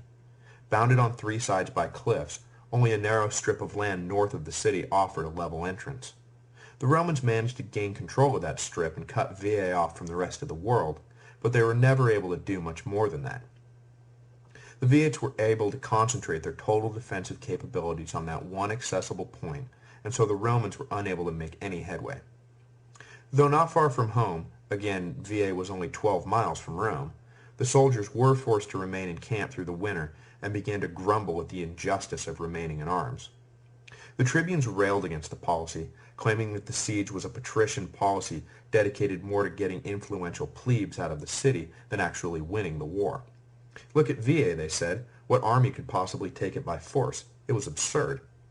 Soldiers were kept on year after year, their farms falling into disrepair and their families falling into poverty despite whatever pay was coming from the treasury, all in the name of a siege that showed no promise of being brought to a successful conclusion. A great many were sympathetic to this view, and the will of the army began to waver. Into this depressed state came one of the great heroes of Roman history, Marcus Furius Camillus. Of patrician descent, Camillus had been elected military tribune 3 times over the course of the war, distinguishing himself on the battlefield and running a notoriously disciplined ship. The Senate and the people were both increasingly dissatisfied with the military leadership, who seemed more willing to fight amongst themselves than unite behind a winning strategy. So, sick of the inconclusive bickering, they turned to Camillus, whose record spoke for itself, and elected him to the first of his unprecedented 5 dictatorships. Later crises would keep the Romans coming back to him again and again, and it was the reputation he established for himself at Veii that kept them coming back. What looked like a never-ending siege would be brought to completion within his 6-month term of office. Camillus knew as well as anyone that a direct assault on the city was doomed to failure, so he set his mind on devising some other way to gain access. It did not take long for him to notice the Viites' extensive sewer system and how easy it would be to breach the city from underneath. He set his army digging in shifts around the clock, making a tunnel from the Roman camp to one of the drainage pipes that ran under the city. He periodically ordered attacks on the walls to keep the Viites busy, and they never caught on to the plan. It was now only a matter of time before the legions would come pouring in. Finally, the Romans reached the underground sewer system and followed it to the middle of the city. A raiding party was sent above, emerging from a temple and making straight away for the gates. Camillus ordered the bulk of his army in a frontal attack, which must have seemed like madness to the Viites until the company of Romans appeared in their midst and opened the gates from within. The Romans did indeed come pouring in, and it was the end for Veii. Camillus and the Romans were not interested in terms of surrender or indemnities. They wanted to destroy Veii completely. The men were slaughtered and the women and children sold into slavery. The city was sacked and pillaged, with all its movable wealth finding a new home in the rucksack of some legionnaire. Prior to final victory, Camillus had made a fateful promise that 1/10 of the spoils of war would be dedicated to Apollo, but in the commotion of victory his promise was forgotten and everything was piled into the baggage train undivided. The great Etruscan city of Veii had fallen, never to rise again. Upon returning to Rome, the victorious Camillus was awarded a well-earned triumph, though the procession would mark the beginning of his famous undoing, and would soon find him exiled from the city he had just led to victory. Riding at the head of his army, Camillus was pulled on his chariot by 4 white horses, traditionally an honor reserved only for kings. The inhabitants of the city whispered to one another that Camillus fancied himself a monarch, and began to look at him not as a conquering hero, but as a potential tyrant. His fate was sealed when, after the soldiers had returned home with their booty, Camillus began to worry about his unfulfilled promise to Apollo. Finally, he issued an order that all soldiers had to produce 1/10 of their treasure and hand it over to the state in order to appease the gods. The citizens were outraged, but complied out of their well-ingrained sense of religious obligation. They were further incensed when Camillus and the Senate announced that 1/10 of Veae's land would also be set aside for Apollo. The land-starved masses could not believe their ears, and it was really only a matter of time before they lashed out at their erstwhile hero. A year or two passed, and a tribune finally brought charges against Camillus for mishandling the wealth taken from Veae. Rather than face a hostile and humiliating trial, Camillus decided to leave the ungrateful Romans to their fate and went into voluntary exile. Legend has it that as he left, he offered a prayer that if he was innocent, that the gods should cause his former countrymen to regret his departure. A pure fabrication, but to the Romans, the sight of a massive barbarian invasion did indeed make them soon regret the absence of their best military commander. The victory over Veae marked a turning point for Roman history, as well as Italian history as a whole. Veae was one of the richest cities of Etruria, and its sack marked the beginning of the end of Etruscan dominance in northern Italy. In the north, Gauls from Central Europe began to cross en masse into the Po Valley, sweeping through Etruscan defenses and settling in Etruscan lands. The Etruscans thus found themselves squeezed between the Gallic migration and the Roman expansion. As I said earlier, military and political solidarity might have helped them beat off the attacks, but the independent-minded Etruscans kept to themselves and so saw their cities fall one by one. It would not be a quick decline. Indeed, we will find them continuing to fight Rome throughout the Samnite Wars, but they would never again have the power or prestige they had so recently enjoyed. In the end, they would all fall under Rome's yoke and find themselves servants where they had once been masters. Although the push from the Gauls helped precipitate Etruscan decline, it also prevented the end from coming too quickly. The Romans, flushed with victory, may well have continued to push north and defeat all the Etruscan cities one by one. However, a force of Gauls moved south through Etruria all the way to the gates of Rome, where they would decisively beat the Romans, handing them a defeat that would leave the city burned to the ground and its citizens debating not which Etruscan city they should attack next, but whether or not to abandon their ruined city completely.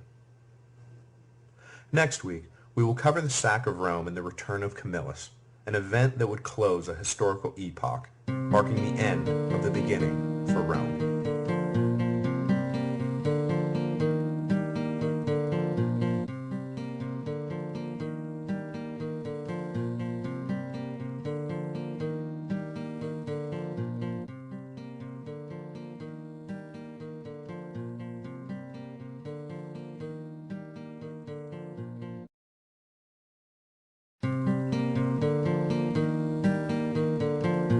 Hello, and welcome to the History of Rome. I would like to start this week with a correction. In the episode Decades of Gloom, I told the story of a wealthy grain merchant who attempted to usurp Republican control and install himself as king. The grain merchant in question was not named Manlius, as I mistakenly said, but rather Maelius.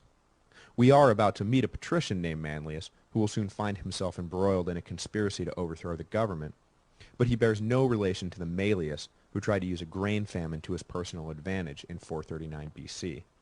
I regret the error. I would also like to say that those of you who are noticing an improvement in audio quality are not hallucinating. I have recently upgraded my recording equipment. My only concern about this switch is that my previous efforts will now seem poor cousins in comparison to these new episodes. Please do not hold it against those episodes. It is not their fault. They were merely the victims of inferior equipment. The Romans were riding high after their decisive triumph over Veae. The defeat of their longtime Etruscan rival had left the Romans an economic powerhouse. They now controlled the lands north of the Tiber and began resettlement almost immediately. The crops from the rich Etruscan soil promised an end to the cycle of grain famines that had plagued Rome for the last 50 years. They also became the hub of commerce in central Italy and took sole possession of the all-important salt trade, exponentially increasing Roman wealth. Things were looking good for the Romans, but fate was about to deal them a cruel blow.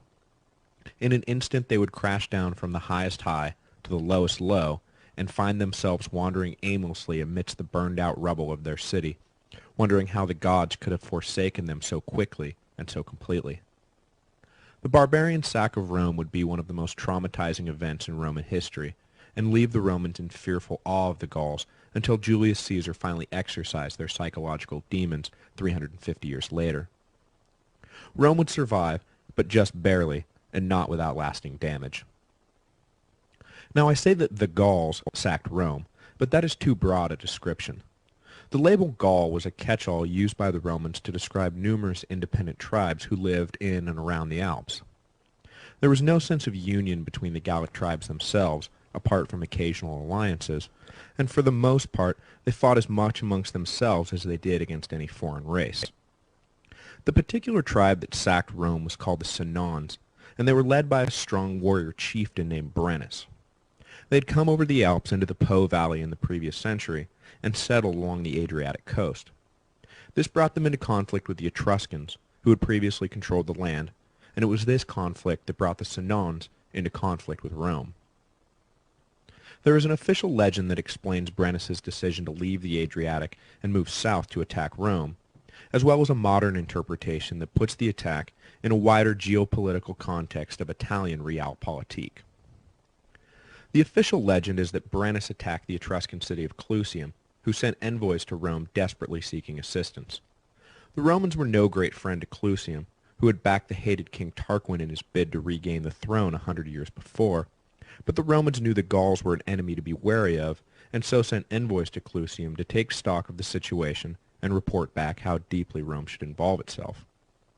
When they arrived, however, the Roman envoys immediately recognized the horde of barbarians as a real threat to all Italy, and agreed to help Clusium right then and there. These envoys wound up leading Clusium's army against the Gauls, and in the fighting a Gallic chieftain was killed. Brennus took offense to this. He felt that the diplomatic nature of their mission precluded the envoys from taking part in hostilities. He sent his own envoys to Rome to demand retribution, but the Romans, in their infinite wisdom, decided that rather than handing the envoys over to Brennus, would elect them military tribunes for that year instead. At this further insult, Brennus ordered his people to march south, where he would teach the ill-mannered Romans a lesson. Modern historians doubt that such a minor incident would lead Brennus to suddenly move his tribes south and attack one of the most heavily fortified cities in Italy. They postulate, and there is some evidence to back it up, that Brennus had come to an agreement with Dionysius of Syracuse to tie the Romans up while Syracuse made their move to dominate Sicily. The Romans had historically been the allies of a Sicilian city called Messana, and Dionysius would have been eager to prevent Rome from sending troops in support of a city that he was trying to capture. Thus an arrangement was made between Syracuse and the Gauls to attack Rome and keep them occupied while Dionysius made his move. This seems plausible, but we will never know for sure exactly why Brennus suddenly decided to march on Rome. We are not only unsure of why the Gauls attacked, but also when the attack actually took place. The confusion, again, is caused by the scarcity of accurate records prior to the event. Traditional Roman history records that the sack took place in 390 BC, though that date is derived from the often incomplete magisterial election rolls that later Romans used to calculate dates of past events. We will encounter this problem again when Livy makes the implausible claim that between 375 and 370 BC, no magistrates of any kind were elected. Livy explains this as being the result of a patrician plebe political deadlock, but most likely he was just trying to reconcile what the electoral roll said with what his own backwards chronology was telling him. Modern historians, cross-referencing with the more accurate Greek records, place the sack of Rome in 387 or 386 BC. So we are not entirely sure why the Gauls marched on Rome, nor entirely sure when they did so. But we do know who marched, the Senons, and we know where they marched, from the Adriatic coast to Rome, and we know how they got there, they walked, and we know what happened when they got there, they sacked Rome. And 4 out of 6 is not bad when you're talking about things that happened 2,500 years ago. The Romans were aware of the Gallic advance and enlisted one of the largest armies they had ever assembled to battle a single enemy, with plausible estimates ranging from anywhere from 12 to 25,000 men. They gathered at the Allia River, actually more of a brook than a river, and waited for the barbarians to appear on the horizon. When they did, the Romans were immediately on the fearful defensive. The Gauls were like nothing they had ever seen before. Huge and painted, bearded, with long hair, roaring all manner of crazy battle cries, the Gauls were a fearsome sight, and when they charged full speed directly at the Roman line, it did not take long before the Romans broke. The wings of the Roman army, composed of the lightly armed lower-class soldiers, were easily routed and fled for home, leaving the heavily armed center phalanx to be surrounded and massacred. It was the worst defeat the Romans had suffered at this point in their history, but their nightmare was only just beginning. In their haste to save themselves, the fleeing soldiers made directly for the fortified Capitol Hill citadel, leaving the walls of the city unguarded and the gates wide open. The remaining inhabitants of the city either fled outright or followed the soldiers into the citadel, giving free range of the city to the pursuing Gauls, who, incredulous at the lack of resistance and believing it to be some sort of trap, actually waited a full day before they were satisfied it was no trick and entered the city. An initial attempt to take the capital failed, so Brennus, rather than waste his manpower in pointless fighting, decided to settle in and starve the Romans out, meanwhile stripping the city of all its movable wealth. The siege of the capital began to be measured not in days or weeks, but in months, without any sign of the deadlock breaking. The besieged Romans grew more and more desperate as their supplies and morale ran out. The Gauls were faring no better. The hot Italian summer was not what the northern tribesmen were used to, and they began to drop like flies. Disease ran rampant, and Brennus saw his force dwindle daily in the foreign climate. It was a race to the bottom as both sides hoped to hold out one day longer than their equally beleaguered foe. At one point the Romans were nearly defeated, but were saved at the last minute in dramatic fashion. A messenger had been sent from the capital to make contact with Camillus, their exiled hero, to plead with him to bring a force to lift the siege and save his former countrymen. The messenger scaled down an unguarded cliff, but the Gauls noticed the route and themselves attempted to scale the same cliff and break into the citadel. But famously, as they climbed, the sacred Capitoline geese, who the Romans had brought with them into the citadel, were roused and began to make a racket. The Romans, led by a patrician soldier named Manlius, were tipped off to the danger and drove the barbarians off the wall, preventing the only real attempt to take the Romans by force. Manlius, for his quick action and bravery, was lauded as a hero, but in a few years he would be executed for treason not far from the site of these heroics, a tragic victim of his own vanity. The siege stretched to 7 months, and both sides were at the breaking point. In their respective desperate straits, they both agreed to something neither would have considered at the start. The Romans would pay the Gauls to leave the city. Both considered this a dishonorable end to the fight, but the Romans had to get off the Capitol Hill, or they would all die, and Brennus, who wanted nothing more than to get out of the hot, diseased city, was now able to do so and still claim victory. The Romans agreed to pay the Gauls 1,000 pounds of gold, and scales were brought in to measure the amount. As the gold was being weighed, however, the Romans noticed that the scales had been tampered with, and the pounds were much heavier than they should have been. They complained, and in response Brennus threw his sword onto the scales, further increasing the imbalance, and stating famously, "Woe to the conquered." The Romans stifled their objections and measured out the remaining gold, fuming but unable to do anything. The story of the sack of Rome, in reality, probably ended here, with the Gauls withdrawing north after being paid off. However, later Romans spread a thick coat of triumphant propaganda over the end of the story to save themselves the embarrassment of admitting to such a dishonorable conclusion, just as they added the story of Mucius Scaevola to the end of the war with Clusium to avoid admitting that they had been beaten by Lars Porsena. In the Roman Hollywood ending, Camillus is reached and raises a force from the neighboring Latin tribes and marches on the city. He arrives just after the Gauls have been paid and, finding them sleeping off their triumph, attacks and beats the formerly invincible barbarian army, driving them out of Latium for good and recovering the Roman gold. Camillus then basks in the glow of Roman adulation as the screen fades to black and the credits roll. A nice story, but complete fiction. Regardless of whether Roman honor was saved at the last moment by miraculous intervention or not, the fact remained that the city was in ruins. At some point during the siege, a fire had started, and the city was gutted by an uncontrolled blaze. The surviving Romans, penniless and faced with the prospect of completely rebuilding their city, despaired that it was even possible, and began to speak of abandoning the Seven Hills altogether and moving en masse to Veii, where they could start afresh. Camillus strongly opposed this idea and gave an impassioned speech for the people to rebuild Rome and not flee in the face of adversity. To leave would be an admission of weakness and a moral failing. To stay would prove that Rome could never be defeated. The people, facing a choice between practical logistics and theoretical duty, remained unconvinced. But as the Senate was proceeding with the debate, a company of soldiers returning from guard duty stopped in the forum, and their commander ordered a halt, saying, "Well, we may as well stop here." The senators overheard this and, never ones to ignore a clear omen, immediately closed the debate and rejected all further proposals to abandon the city.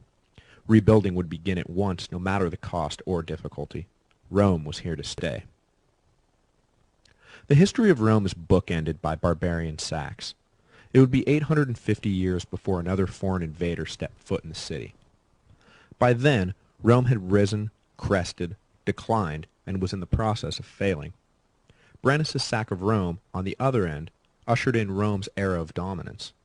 Until the sack, Rome was merely one among many in Italian politics, fighting and winning, but also dealing with setbacks and defeats. After the destruction of Rome, the Romans were reborn along with the physical city they lived in. It would be a more determined, more consciously imperial citizen body that would emerge in the 300s BC. The Romans would never again find themselves under the yoke of a foreign power, nor their walls breached by an invading force. When, in the 400s AD, the Visigoths and then the Vandals finally sacked the city, the level of despair was grossly inflated because the inviolability of the city had been taken for granted. Other cities changed hands, were occupied, or expelled occupiers. This was the natural ebb and flow of ancient politics. But Rome itself would be eternally free, granted special status by the gods. The Vandal sack, for all the physical damage it did, destroyed Rome psychologically, a blow from which it never recovered. And this sense of invincibility was born in the aftermath of the last barbarian sack, 850 years earlier. The Gallic victory humiliated, offended, and horrified the Romans who endured it, and they vowed to never let it happen again. They successfully kept their word for almost 1,000 years, a remarkable feat in the perilous and violent world of antiquity. Roman obstinacy, steadfast endurance, and unflinching resolve. A commitment to existence born out of near total destruction. From a practical standpoint, the sack also brings to an end the period of early Roman history about which we have no clear records or primary sources. Though all the previous records were lost in the fire, the Romans simply started again, leaving us a wealth of documentation that puts our understanding of their history on much firmer footing from this point on.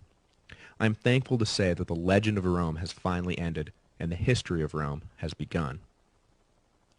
Next week, the Romans begin the slow process of rebuilding. Their task was complicated by the fact that all their enemies, past and present, would attempt to take advantage of their weakened state. The Volscians and Aequians, of course, attacked, as always, but Latin allies revolted as well, and even some of Rome's own colonies decided the time was ripe to throw off the yoke of their mother city. But Camillus, not called the second founder of Rome for nothing, would lead the Romans to triumph and restore them on their inevitable path to glory.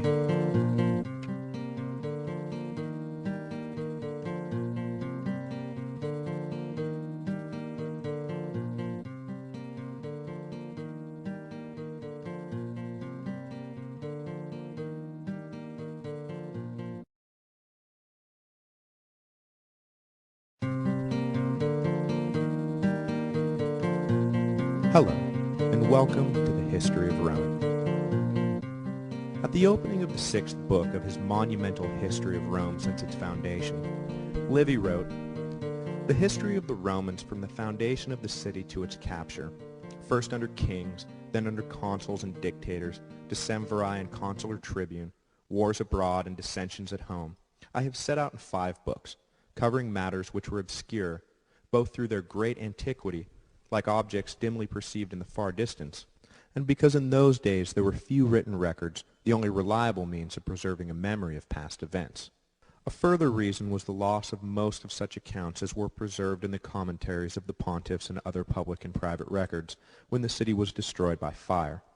From now on, a clearer and more reliable account can be given of the city's civil and military history, after it made a second start, reborn as it were from its old roots with increased vigor and productivity. That seems like a good place to start this week. Rome was devastated. The city was in ruins, and the population, what remained of it anyway, despaired. Officially, the subject of abandoning Rome had been closed, but unofficially, the idea was still a potent force.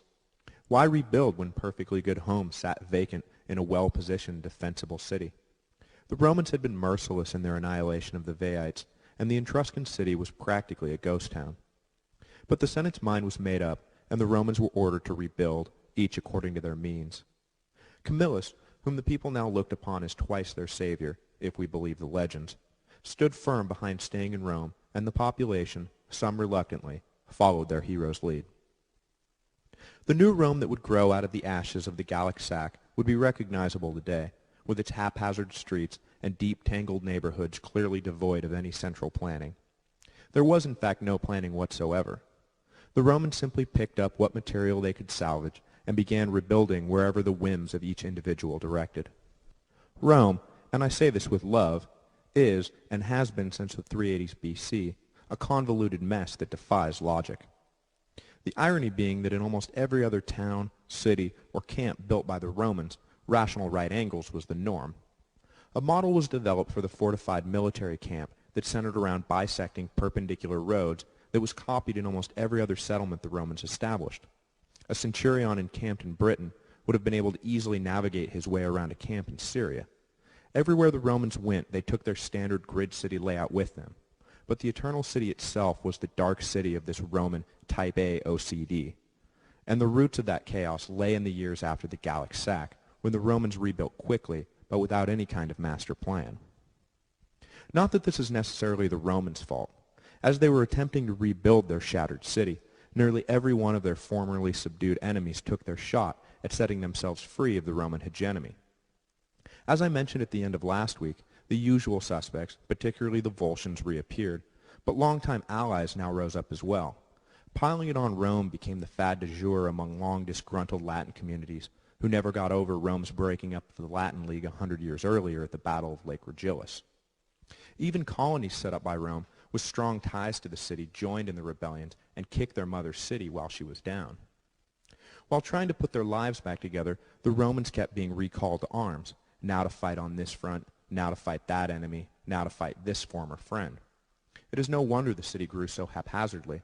There was barely enough time to nail down the roof before it was time to go and fight again. Throughout these years, Camillus was the rock behind which the insecure Romans hid. In times of danger, they turned to him again and again to lead them to victory. Whether he was appointed official dictator, as he was in 389, 368, and for the fifth and final time, 367 BC, or whether he was elected as one of the military tribunes for that year, Camillus was unquestionably the leader of Rome. Everyone relied upon his strategic and tactical brilliance to see them through these dark times. His enemies, and he did have a few, accused him of arrogance, of treating his fellow tribunes as if they were his vassals, not his equals. But the people were indifferent to these accusations. Camillus was their man. Plus, the other commanders did little to inspire the people's confidence. At one point, a tribune leading a legion against an allied army of Latins and Volscians saw his army flee in terror and hide behind their camp walls. Camillus was ordered to take command, and, by his very presence, instilled the soldiers with enough confidence to march back out and defeat the enemy they thought so powerful. Camillus dominated his time, and it would be another 150 years until anyone emerged to equal him in the pantheon of Roman heroes. That man, Scipio Africanus, who delivered the Romans from the scourge of Hannibal, is often mentioned in the same breath as Camillus, and indeed, the consensus opinion is that later historians, Plutarch and Livy especially, colored their descriptions of Camillus to make him seem a prelude to the great Scipio of Africa. But as Camillus remained in the people's high esteem, another hero fell from grace. Marcus Manlius Capitolanus, the last name attached in honor of his bravery during the Gallic siege, would soon find himself etched into Roman history not as a great hero, but as a villain. After the withdrawal of the Gauls, Manlius's ego was severely bruised by the honors heaped upon Camillus, and he took them as a personal insult. Had he and the others not held out against the Gauls, Camillus never would have had the opportunity to save them. Surely that deserves some glory, but Camillus hogged it all. Manlius was one of the few amongst the citizen body who could not stand the sight of Camillus, who he considered to be a pompous fraud. This aggravation led Manlius to break ranks with his fellow patricians and take up the cause of the plebes. By making himself their champion, Manlius hoped to do an end run around Camillus and earn the acclaim he felt he deserved. The most pressing issue of the day was debt relief. Obviously, as the Romans rebuilt, there was a hefty amount of borrowing going on, and the interest payments began to bankrupt the population. Every day saw men hauled off to prison for defaulting on loans. Men who had fought at Veii and stood firm against the Gauls were daily being made slaves by moneylenders who showed no mercy or compassion. Manlius spoke out publicly in favor of relief and often paid the debts of former soldiers out of his own pocket and offered interest-free loans to any who asked. The patricians were disturbed by Manlius's new image as the savior of the people, not only because they saw him as letting irresponsible debtors off the hook, but also because he constantly slipped in references to the great untapped strength of the populace and how their numerical superiority ought to count for something in the formation of policy. The patricians saw these as veiled and not so veiled threats against the established order, and began to see Manlius as a revolutionary figure. Manlius was arrested once on charges of bringing false claims of theft against the moneylenders, but public outcry was so great that they were forced to release him. With peace abroad to allow for real public unrest, riots began to break out between patrician and plebe factions, Manlius offering daily harangues against the tyranny of the nobles and offering himself as the only patrician who cared about his fellow citizens. The implication was clear: throw out the Senate and elect a new democratic government with me as your leader. Finally, unable to take it anymore, the patricians again arrested Manlius, this time on charges of sedition and treason. The trial of Manlius would become famous for the way it would play out. The trial was originally held on the Campus Martius, which lay in the shadow of the Capitoline Hill. During his defense, Manlius was able to stretch his hand up to the hill and remind the people of his great service to the city, asking how anyone could possibly believe he was now engaged in treason.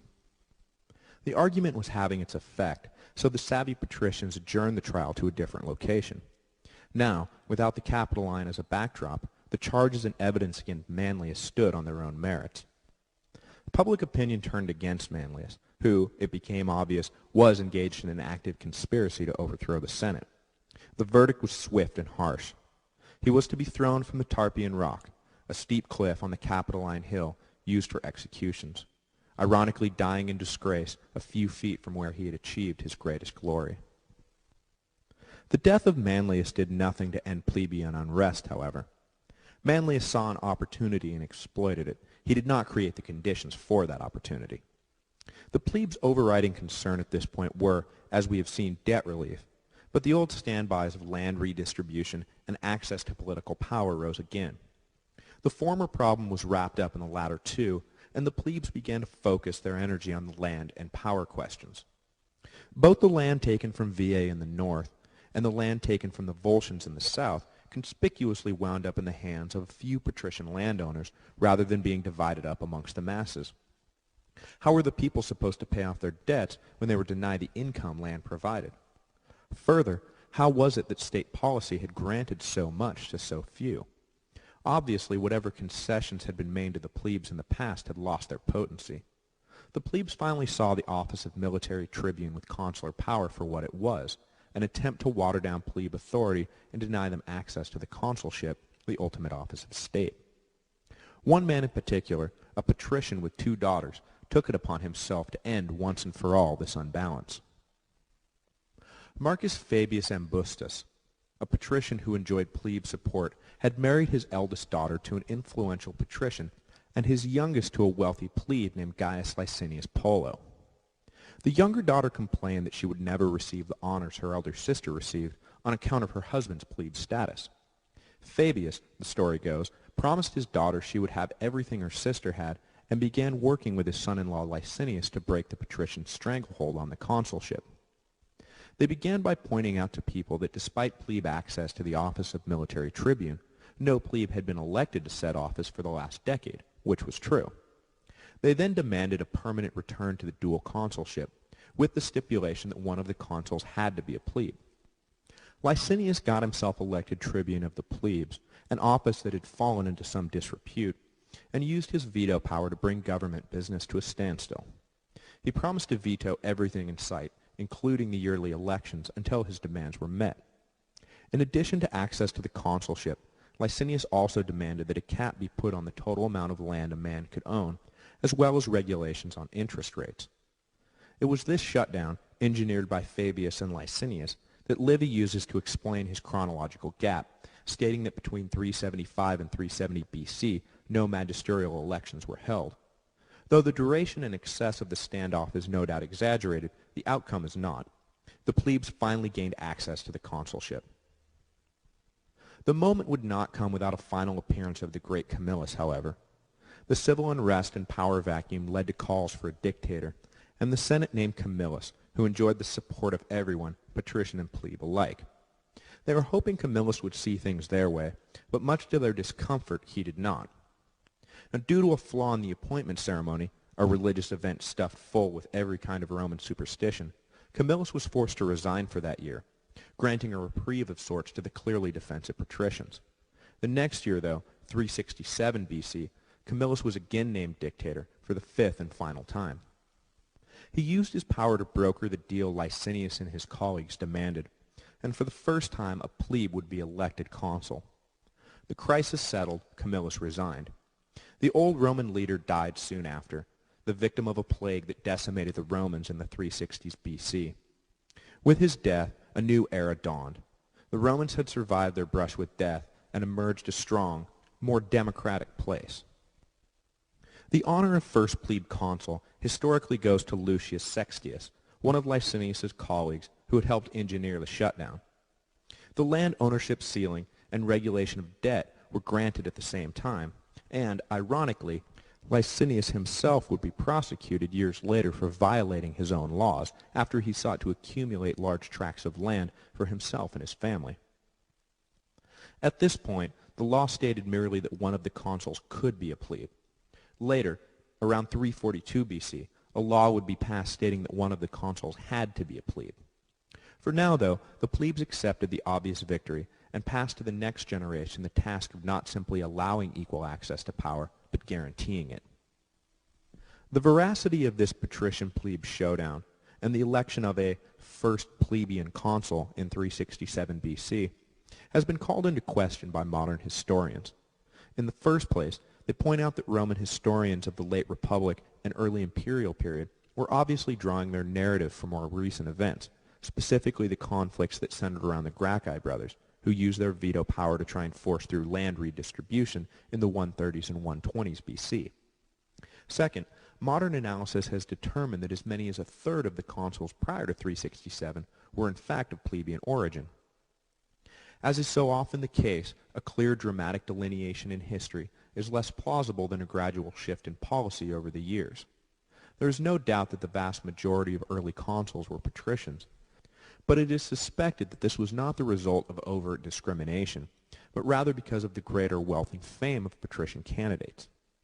The 367 BC date is important, though, because from that point on there is a marked increase in plebe consuls, demonstrating some sort of conscious decision to grant plebeians more power.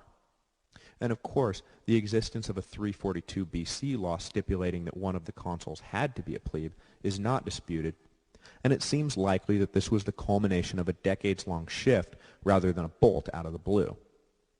In general, what can be stated is that after the sack of Rome, the plebes demanded and received far greater power than they had enjoyed prior to the arrival of the Gauls.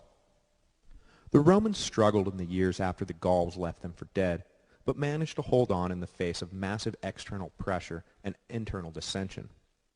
The new enfranchisement of the plebes made the Romans a more cohesive and less divisive society. This cohesion would be tested by a confrontation that loomed on the horizon. Though the Romans did not know it yet, they were about to begin a series of war that would leave them the dominant force not just in Latium or central Italy, but in the entire peninsula. Next week, we will introduce the Samnites, the fiercest of all the hill tribes, who would not only prove more than a match for Rome, but also force the Romans to rethink everything they knew about warfare. The Romans would fight a single great war, with three distinct phases against the Samnites between 343 and 295 BC. The Samnite Wars would pull all the major powers of Italy onto one side or the other and culminate with the largest battle ever fought on Italian soil. When it was over, the Roman victory was so complete that it would be 200 years before an Italian people again mounted a serious threat to Roman rule, and, by that time, Rome had grown into a global empire the Italians were not trying to topple, but rather gain full legal citizenship within.